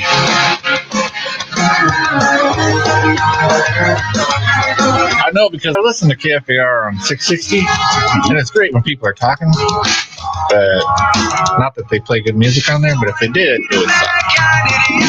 One nation controlled by the media. Information age of hysteria. It's gone out to idiot America.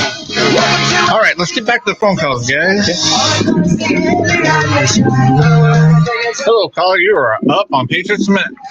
Hi, I have a question. Go for it.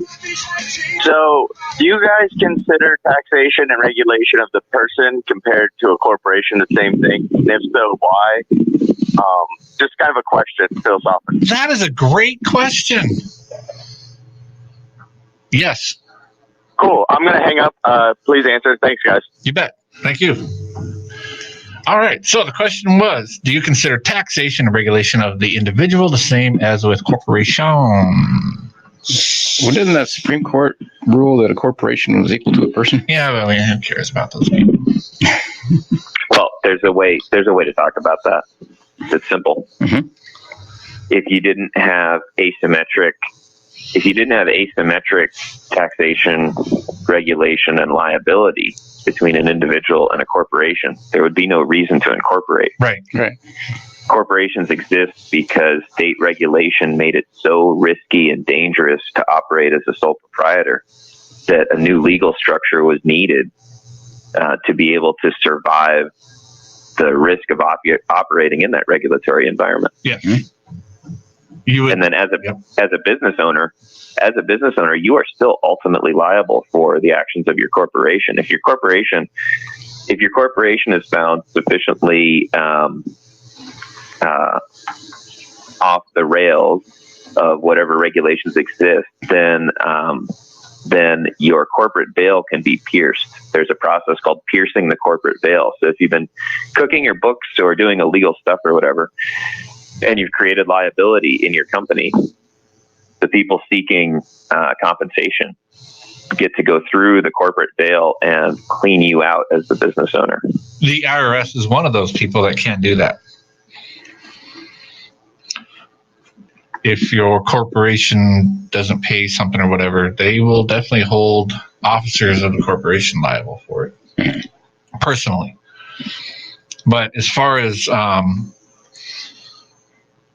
is there, in my mind, there's no difference. Taxation is theft. If you have an entity that takes money, goods, wealth, whatever, from another entity involuntarily, by force, I don't see any difference on who it is. So I have a corporation, right? It's just me, but it gets taxed. Well, that affects me. It's to me, it's stealing from that corporation, no different than it's stealing it when they do an individual income tax. And as far as regulation, I mean, corporations, the Supreme Court is kind of, in a way, correct with their personhood, because there's still people involved with the corporation. There might be a group of people. It might be one people. It might be 3 people. It might be 100 people. They're still individually being taxed because that money is taken from that entity and given to someone else or put somewhere else. It's still taken from there. If individuals that own a corporation weren't taxed whatsoever, they could pay themselves more, and they sure the heck would pay themselves more. They also pay their employees more. And they would pay their employees more. They could afford to do a lot of things more and better, probably come up with better products. Not probably, they would be able to go into more R&D and all those kinds of things. So I don't see, as far as taxation and regulation, even within corporations versus the individual, I don't see any difference either, because there's no such thing as a corporation. It's still people. So you're regulating people. There's still a regulation. Now it might be, there might be some specifics that are geared toward. No, it's still people. Well, it's similar to that. Similar to the Rothbard argument that there's no such thing as a society. Right. And just individuals interacting with each other, and without the individuals, there would be no such thing that could be called society. Yep. And without the IRS, there would be no society because there's no taxation. Oh, that's right. Yeah, you need bow down. Right. Yes. Taxes are the price we pay for civilization.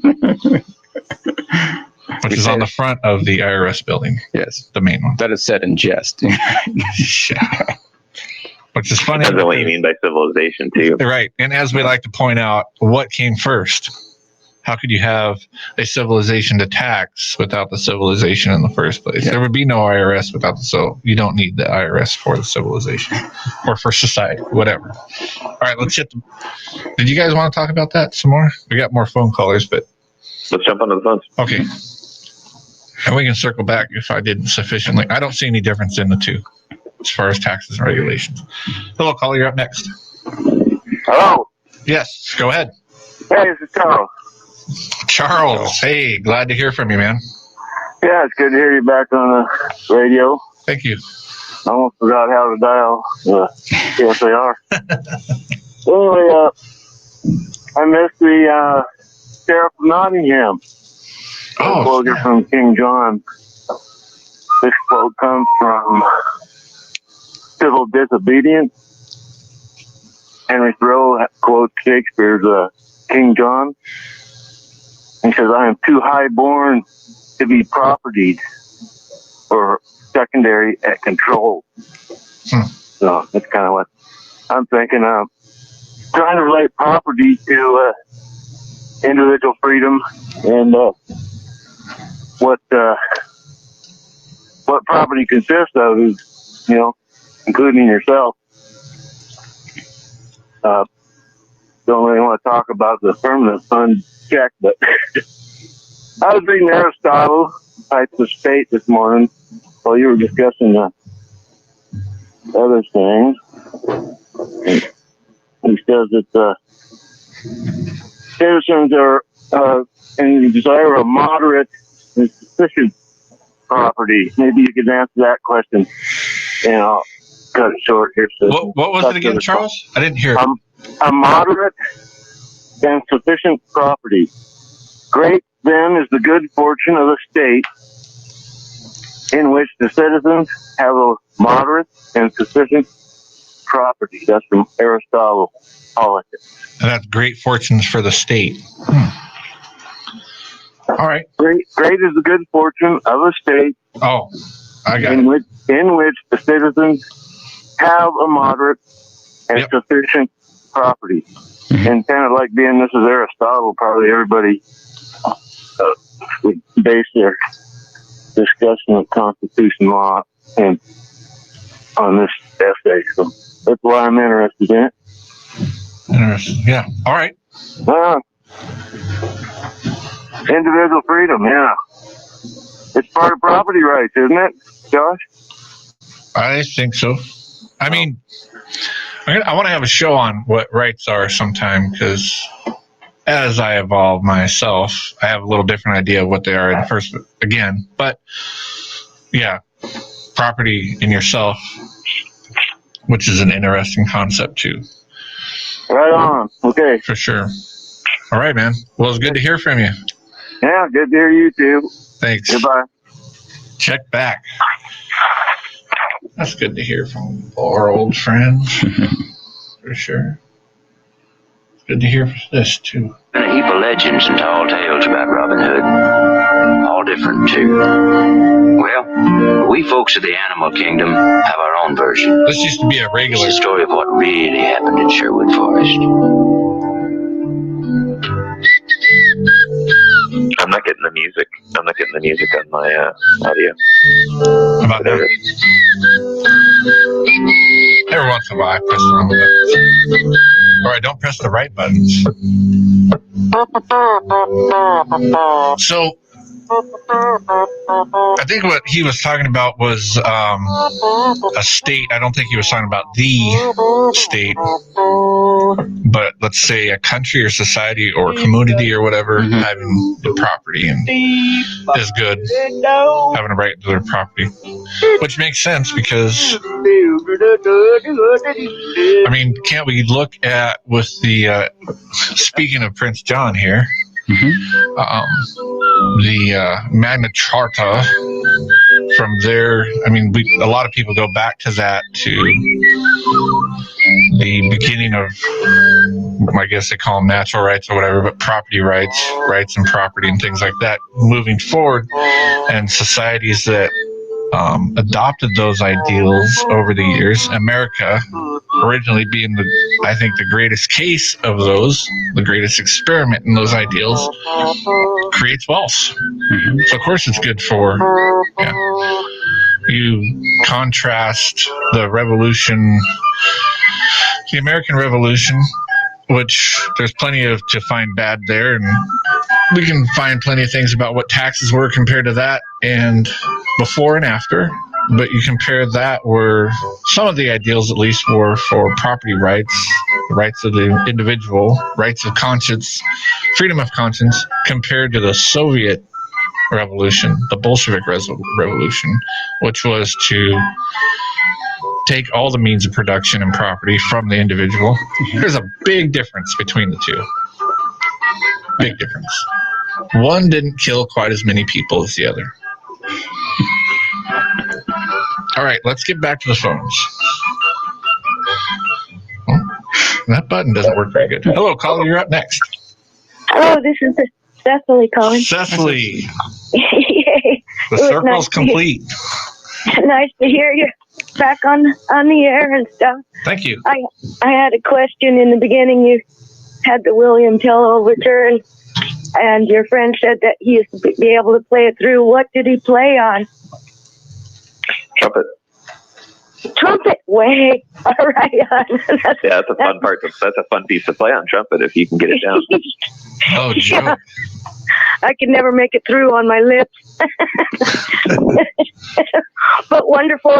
I'm so glad that you're back on the show. And yes, taxation is theft. And there's a lady on the internet that comes up with a lot of really cool explanations of the Constitution and stuff. It's Chris Ann Hall. If anybody wants to check it out, he puts a whole clear, plain language spin on it, so that where's she on? How can we find her? On the internet. I don't know. I'm new to this phone thingy, and so all this stuff. What's her name? Because I can put it in the live chat right now. What's her name? Chris Ann Hall. KrisAnnehall. Oh, there it is. Yeah, I'm not sure all of it because it just started, and it was very, very, very interesting and interactive too. So, anyway, so that's my addition, and I made my first batch of sauerkraut from John Galt, and that was wonderful. Nice. You're Nazi. and hey, Charles and Poet, nice to hear everybody again. Missed you. It is. Our little Patriots Lament family got on the phone today. Yay, well, I just found out after the fact last week, so I'm glad to have you back. And that's another way to waste 3 hours in the Saturday morning. Thanks. That's right. That's the way I look at it, too. All right. Thank you for coming back, and I hope you have a blast. Thanks, Cecily. We appreciate it. Hey. Bye. Bye. This is actually the song I was thinking of. And I'm going to play it because we used to open the show 8 years ago when we opened. It was when it was just Aaron and I. Oh, no, Dave, you're there too. Mm-hmm. This was our theme song right here.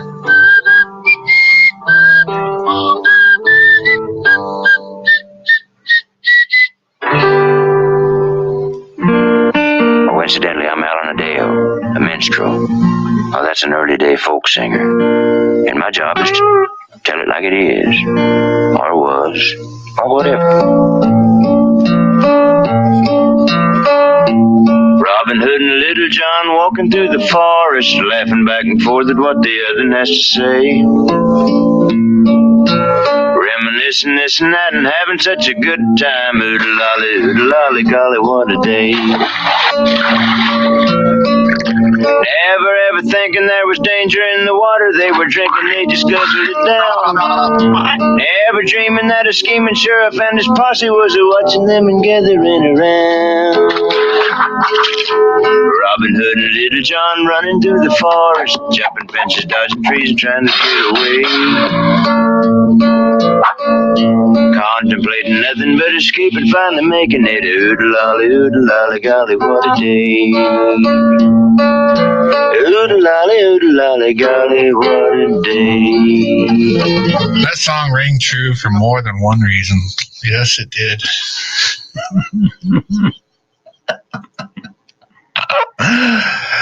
Robin Hood and Little John. All right. If you want to join us, we got another half hour of the show going here. So if you want to join us with any calls, our number is 907-458-8255. One of the things that I find interesting, guys, with the kind of the new popularity with socialism is, or at least it seems to be, that the idea of workers controlling the means of production seems to be coming back pretty hard and heavy. And I just love that. It just makes me all feel so good inside when I think about people saying the people that work for the company should seize the means of production and get all the benefit and profit from the company. It's really mind-numbing to me, because basically what you're saying is I don't think I should have to be the one with the time preference that allows me to suffer for years and years to start something. I just want to come in and immediately reap the benefits of what you grew. Mm-hmm. Right? And, you know, the Barack Obama, the bomber, Mr. Drone Man himself, he kind of fed into that with this whole thing of, you didn't build that, no one built anything, everyone had help, blah, blah, blah, blah. And there's no doubt that that is true to a certain extent for a lot of people, but he is making it out that the state in a way was helping and whatever. But David knows, Mike knows, and I know, when you work for yourself, when you start out anything, there's something called suffering that happens, because things don't turn out great no matter how your business plan is that you go to whoever you start. You know, if you're going to go to the bank, you give them a business plan, or you write one up for yourself and go, yep, here's my business plan. It's going to go exactly like this. Baloney. It ain't going to happen at all. It's kind of like what was Eisenhower said, the greatest battle plan ends once the battle starts. Mm-hmm. It's the exact same thing with a business plan. The greatest business plan ends once the battle starts. You have to constantly adjust and change. And unless you have $5 million in the bank, or someone gives it to you or whatever like that to start your company, and you're starting with your own means, it's not easy.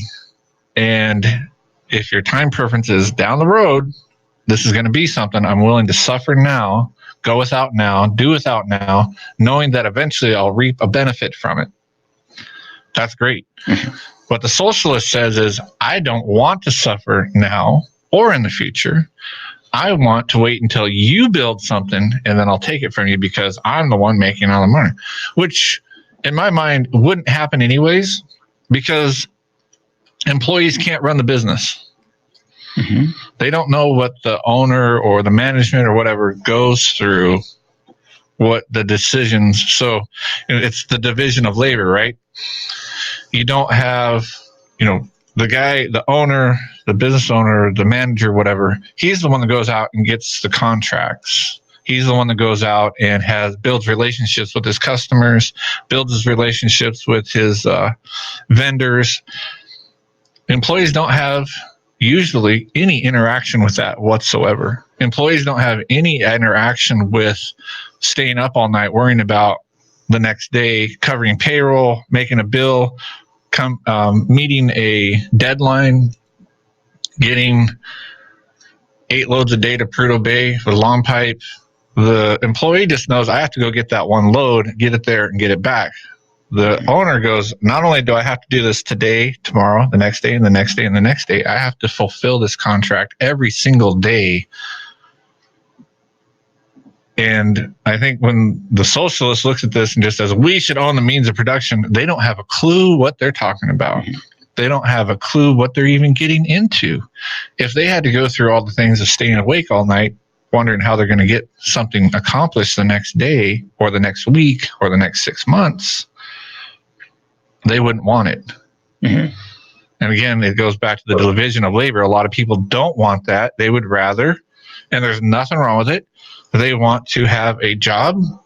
I agree for this wage. I will go do this. And at the end of the day, I will close the door, go to my house, kick back and relax, and I'll see you tomorrow at 8. Don't bother me. This is my lifetime. This is the time that I have for myself. Between 8 and 5, whatever the hours are, I'll do my best for you.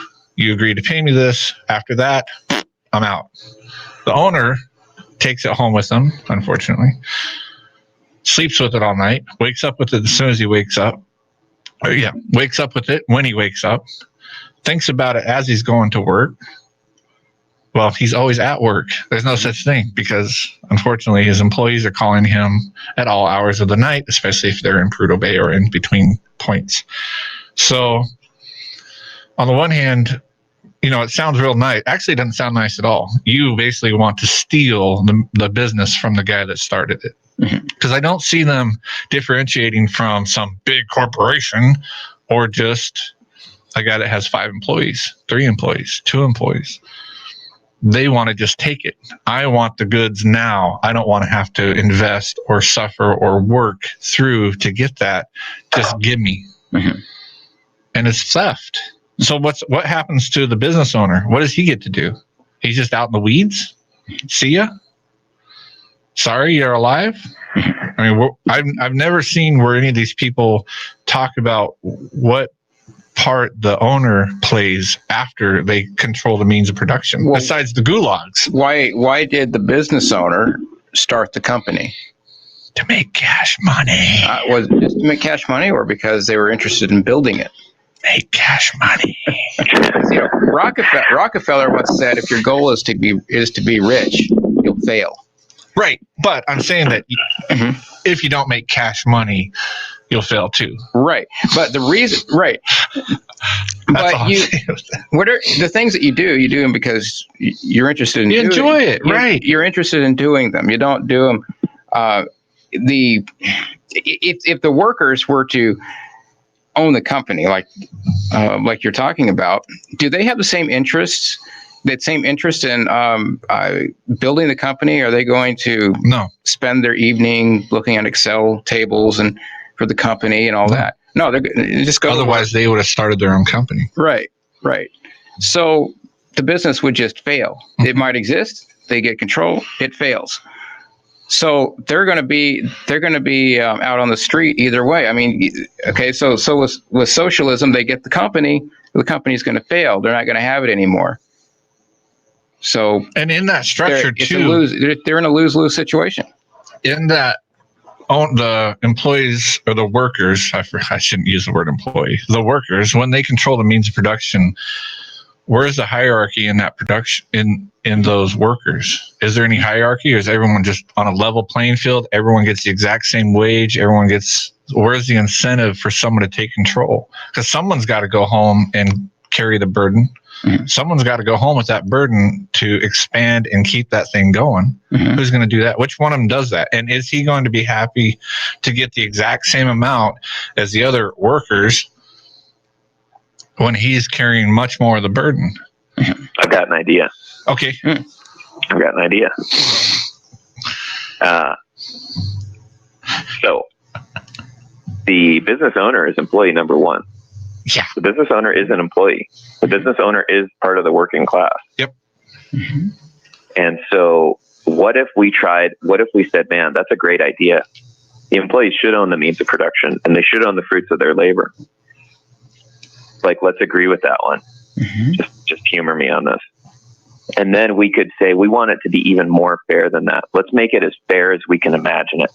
Let's make it so that all of the employees are allowed to contribute however much they want,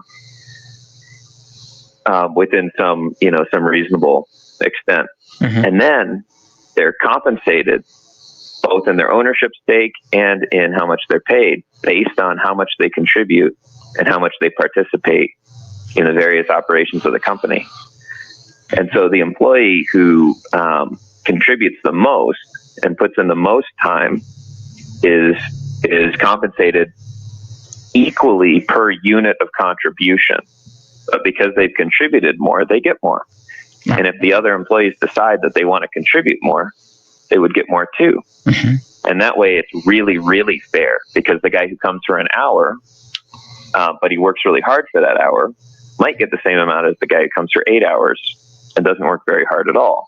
That's a And weird concept. then they both get to decide what their free time is, how much they contribute. And then the guy who's really pathological, who actually makes a plan for the company and talks to all the suppliers and the customers and decides how he's going to organize the structure of the company and tracks everyone's productivity and checks into everyone's well-being, that guy would probably be compensated more than everybody else. And that would probably be the most fair way to do the socialist experiment. And then that starts to look pretty much exactly like what exists already right now. Yeah. And yeah, and part of what you're describing sounds a bit like subcontracting. So, but who stands in the way of people being able to subcontract themselves? The state, the IRS, the very people that they're calling for the solution. Yeah. Something that you brought up, Mike. Why does a company exist? I mean, there's another way to. I thought about that a lot. In particular, when things get really rough with your company, you start asking yourself, why does this company exist? And the reason a company exists is for the well-being of the employees. That's the primary reason. Now, the business owner is employee number one, right? The business owner is an employee. So the company exists for the well-being of the business owner. And their family and their friends and their community. That's why they started the business. And then it exists for the well-being of the people who go to work there. That's what the compensation is for. And the primary form of compensation is money. Right. That's what people need money to make decisions over what they need in their lives. Their fellow employees, including their boss, who's also an employee of the company, doesn't know what they need, so he gives them money. But they also need purpose. They need something to do. They need social interaction. There's all sorts of other things people get out of a company, but exists for the well-being of the employees. And sometimes the well-being of the employees is having a hierarchical structure so that the people who are more capable can help the people who are less capable. Yeah. Like actually in all cases. And when you have good employees and good bosses, you have a master-apprentice relationship. And the employees will seek mentorship, and the people who've been there longer, the longer-standing employees who happen to be called, bosses or managers or whatever, they become teachers. And that's how any good company looks like this inside. And the idea of leveling it all is like having a classroom where there's no student and no teacher. It's crazy. Yeah, the socialist idea would destroy everything that the employees were looking for. Right. Yeah. So. In particular, structure. Right. Like everybody says they don't like structure. Oh, structure is restrictive. Structure keeps me from doing what I want to do. But structure, there's an infinite number of things you can do, and there's an infinite number of ways you could be. And when people are presented with an infinite number of choices, they curl up in a little ball with anxiety, and they roll around on the floor wishing it would stop. Structure gives you defined parameters, and then you can make decisions within those parameters. And it's another discipline equals freedom thing. Structure frees you. If you know what your job is, if you have a fixed job and you know what it is, then you are free to become extremely good at it, because it's going to be the same job day in and day out. So it frees you to actually become good at it. If your job was show up and do something you want today, and you did something different every day, you'd never get good at it. You'd never get the satisfaction of mastery. It drives people nuts. I've inadvertently done it with my own employees, where I have somebody who's really good at moving between tasks, right?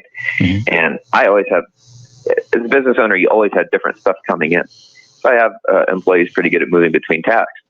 So I kept giving them new task for like 2 weeks in a row. And they never complained about it. They were quite good at rising to the challenge. But then I realized what I was doing, and I asked them, I said, how are you doing with this? Do you need something a little more, would something more consistent work better? And they said, absolutely. So I scaled back. We scaled back to like 2 or 3 things. And so now they do 2 or 3 things. And then that gives them the stability that when something odd comes along, I can throw it there maybe every week or every 2 weeks, and they can take that on too. Mm-hmm.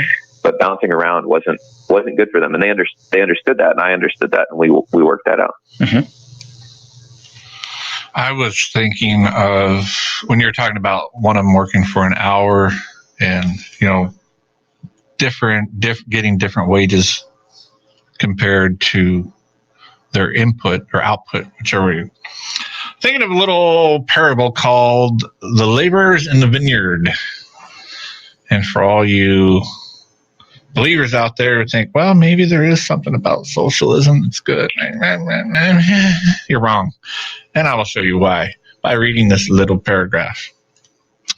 The kingdom of heaven is like a master of a house who went out early in the morning to hire laborers for his vineyard. After agreeing with the laborers for a denarius a day, he sent them into the vineyard.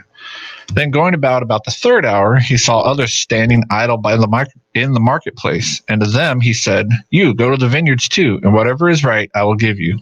So they went. Going out again about the 6th hour and the 9th hour, he did the same. And about the 11th hour he went out and found others standing. And he said to them, why do you stand here idle all day? They said to him, because no one has hired us. He said to them, you go into the vineyard too. And when evening came, the owner of the vineyard said to his foreman, call the laborers and pay them their wages, beginning with the last up to the first. When those who had hired about the 11th hour came, each of them received a denarius. Now, when those hired first came, they thought, we're going to get more. But each of them also only received a denarius. On receiving it, they grumbled at the master of the house, saying, these last worked only 1 hour. You made them equal to us who have borne the burden of the day and the scorching heat. But he replied to one of them, friend, I am doing you no wrong. Did you not agree with me for a denarius? Take what belongs to you and go. I choose to give to the last worker as I give to you. Am I not allowed to do what I choose with what belongs to me? Or do you begrudge me in my generosity? So the last shall be first, and the first last. Anyways. Yeah, so part of that is sticking to your agreement as well. Yeah. And on both sides. Both parties. Yeah. Yep. All right. If you want to call in, remember our number, write it down or stuff it in your phone, put it on the hotline. 907-458-8255. Call in and give us your opinions. 458-8255 is the phone. Go ahead. I have one other comment on the socialist deal that we've been talking about, of it trending. And the suffering, you talked about the suffering that happens when you start a company or when you run a company, because it actually doesn't end. It continues, but you become strong enough to carry it. And then it's satisfying.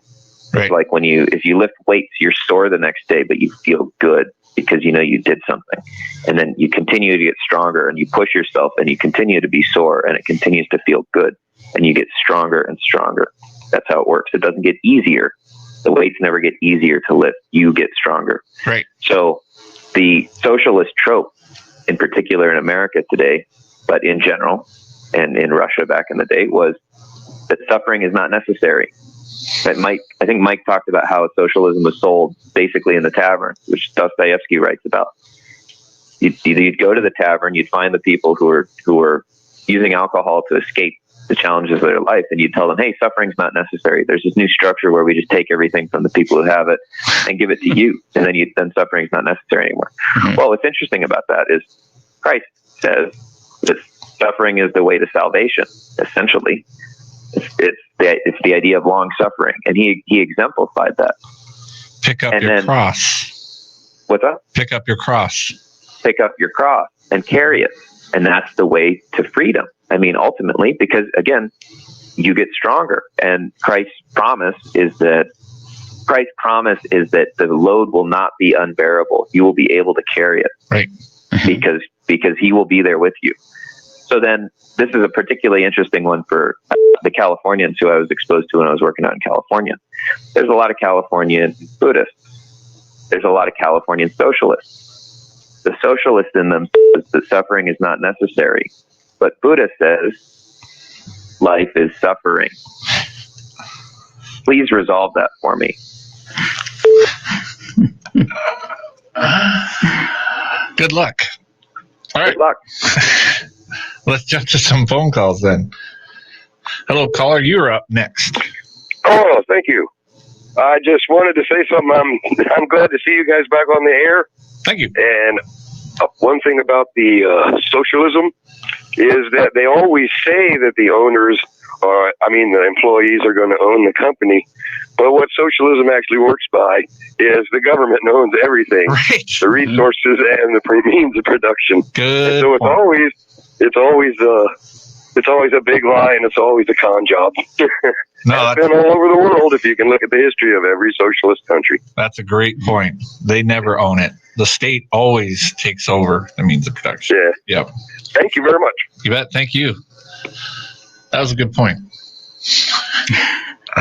Well, if you look at the history, the history, the people in Russia, when socialism was coming about there was no concept of private property. Even they, as individuals, they weren't individuals; they were property of the Tsar.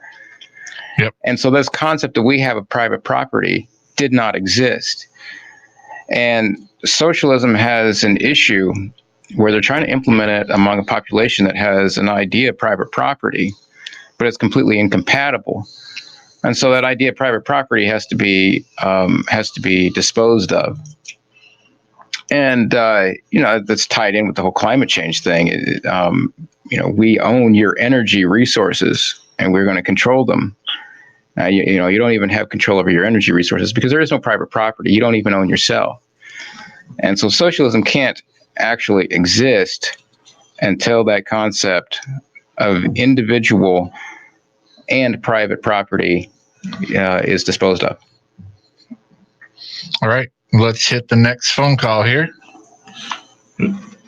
Hello, caller. You're up next. Oh man, phone's different now. It just rings and rings. I used to could listen to y'all. Oh, that's weird. Oh, you know what? Bam. All right. Auto attendant is now on. I don't necessarily disagree with anything that you said. I just don't completely agree with it. Back to the business and this and that and the corporations. There's a lot more variables to it. For example, take a guy a painter, right?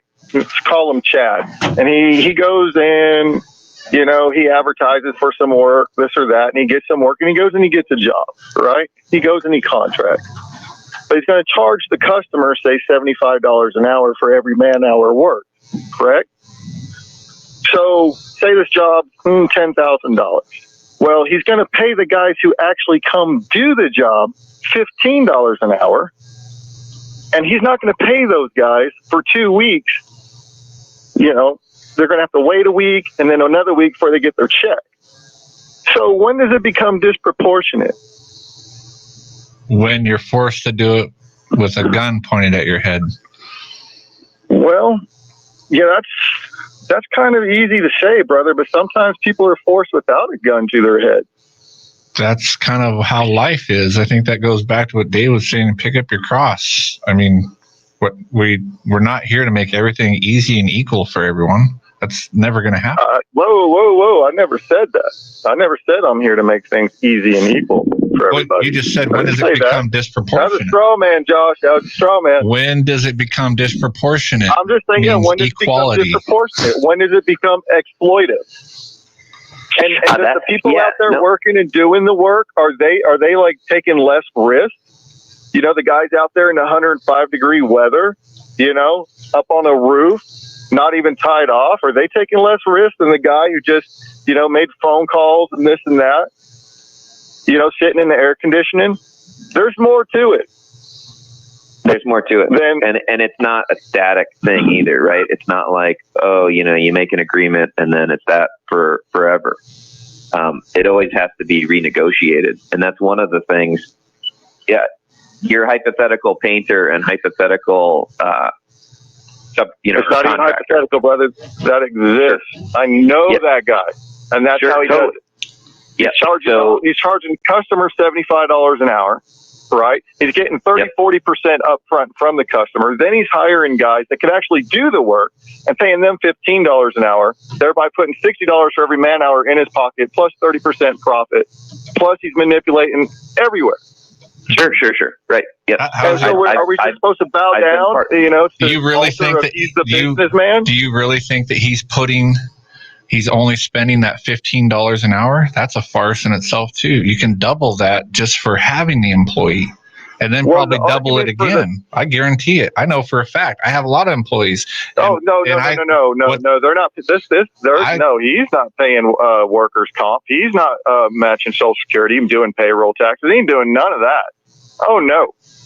Sure. And I believe good for him. I think he represents most small businesses in America. I believe that's the bigger business model in small business America. He represents. I agree that he represents some, but you can't operate across time that way very successfully. And the other thing is, for sure there are bosses that exploit their employees. Have you ever seen the TV series North and South? Probably haven't read the book. No. I absolutely recommend watching that because it's an Elizabeth Gaskell novel, and it deals with the struggle between the working class and the bosses in England, and it is superb. And it turns out that neither one of them are right. They're both right and they're both wrong in ways that neither one understands. And the boss has to learn how to meet the needs of his employees in their lives and to be less exploitative. And the employees need to learn how to negotiate on their own behalf. And that's part of in real life, the way it actually plays out, for you and for me, is that we have a negative experience like that where somebody screws you, right? Somebody just totally screws you and they do it to your face. And it's somebody I 100% agree. Everything you just said was true and correct, but that's my point. There's more to it. So there's more variables to it. There's a lot more to it. You just can't. So the person, property, they can therefore do whatever. So the Man, person that went to work I can't hit you over the head with it. So the person that went to work for him for $15 an hour and doesn't have any scaffolding or any tie-offs or anything like that, he can't do anything else but that. Brother, a lot of times, like if you were to look at like Las Vegas, you're looking for a job in Las Vegas to be a painter or something like that, they'll tell you, got to have your own tools, got to have your own spray rig, got to have your own car. So you got to have all your own, means to do the work. All they're actually doing is getting the work and doing some contracting. Then go get the work and do the contract. They're holding that money for 2 weeks. So it's not like they took this big risk of, do the work and do the stayed contract. Up and they worked and stuff like that. No, they just went and got the money. They got 40% up front. Go get the work and get the contracting. I didn't hear that. Then go get the work and get the contract yourself. If you have all the tools. There you go. That is the solution. That's what you do. But there's another thing too with guys that are like that, because I know what you're talking about, and I know there are people like that. They usually don't have. Well, they usually go through a lot of employees constantly. Oh, the turnover is pretty dramatic. Because I know guys like that too. The turnover is usually pretty dramatic, and they usually don't last all that long. Some of them do, sure, but not always. Because that's true. If people are free, they usually tend to go, "Hey, my boss sucks. He only pays me blah blah blah, and I'm in danger all the time." Yada yada. Then the other guy goes, the guy I work for pays me blah blah, and he's got scaffolding up. He puts it up himself. He won't let me get up there without tying off with a chest rig and blah. Oh, I want to come work for your guy. Those things can happen. That's true. As long as we have freedom to do that. Right. I know those things are out there, but I guess what I'm cautioning against is the alternatives that we're told about are, well, we should own the means of production. All of it. There's always going to be exploiting out there. Should individually own as much means of production that they could possibly own. Sure. And it's theirs, and they do with it and be left alone by everybody else. That's true. Yeah. That part's true. Yeah. They should own it collectively. Right. I'm building up my tool for sure. Right. And you're learning how to negotiate on your own behalf in a better way too. I had a similar situation. I had a situation with a business partner where we got a big contract. We got a very large contract, and we got a third of it up front, which ended up being nothing. We needed way more than a third of it up front. But we got a third of it up front. We did the work. We never got paid for any of the milestones. It was a similar deal. We never got paid for any of the milestones. And the contractor we were working for kept on telling us, well, you get to the next milestone, we'll pay you. You get to the next milestone, we'll pay you. And we burned through the entire deposit before we paid ourselves. So we were broke. We were out of money, and we hadn't been paid for any milestone. And so we reported that to them. We said, hey, we're at milestone 8. We still haven't been paid. We're out of money. And they said, okay, you're terminated. And we're going to sue you to get money back from that initial payment we gave you. We don't feel that you used our deposit in the right way. So we're going to sue you for that. And you're broke, and you haven't paid yourself. And that was not a good year. It was a very bad year of my life. But it changed the way that I negotiate, and it changed who I work with. And 2 or 3 years later, like now, when I go in to negotiate with somebody, I'm not as naive as I used to be. And that has negative consequences too. I don't see people with the same rosy sunglasses that I used to. But when someone is of good character, I can identify it and differentiate it from someone who's of bad character. And the only way that I could learn that was by getting totally raked over the coals. It was necessary to learn that. And so now I can integrate that and move forward. But that's part of life. True. Thank you. But it goes to what Mike was saying earlier too, like with the people and the free healthcare. Right. It's good that people bringing up these other points, these other sides, because there's more to it. It's not a dichotomy. It's not just, capitalism, socialism, this or that. There's a lot of variables there. Just can't say, capitalism, business owner, he owns a business, he can do whatever the hell he wants, blah, blah, blah, blah, blah, blah. You can't. You can't do whatever you want, even though you own it. When I go to Walmart, I get absolutely pissed off every time I walk out because I just bought all that stuff. That's my property now, right? It's my property. And as soon as I walk out the store, they're going to shake me down to see my receipt. That to me is assault. Well, you're still any different than somebody standing outside saying, "What you got in the bag?" You're still on their property, and you agree to that when you walk through the door. So if I have you over to my house, Josh, can I rape you? It's my house. If you tell me beforehand that when I come over there, that's one of the preconditions for coming to your house, yep, I'm be stupid to come over there then. They didn't tell me it's a precondition. But we all know it is. But I'm not going to argue that. I'm arguing the point. Property rights is not the end all and be all of morality. Once you get off of their property, they won't come to your house and ask you for your receipt. It's a great foundation, but it's not the end all and be all. Well, there's etiquette, and there's culture, and there's manners. There's all these other things too, right?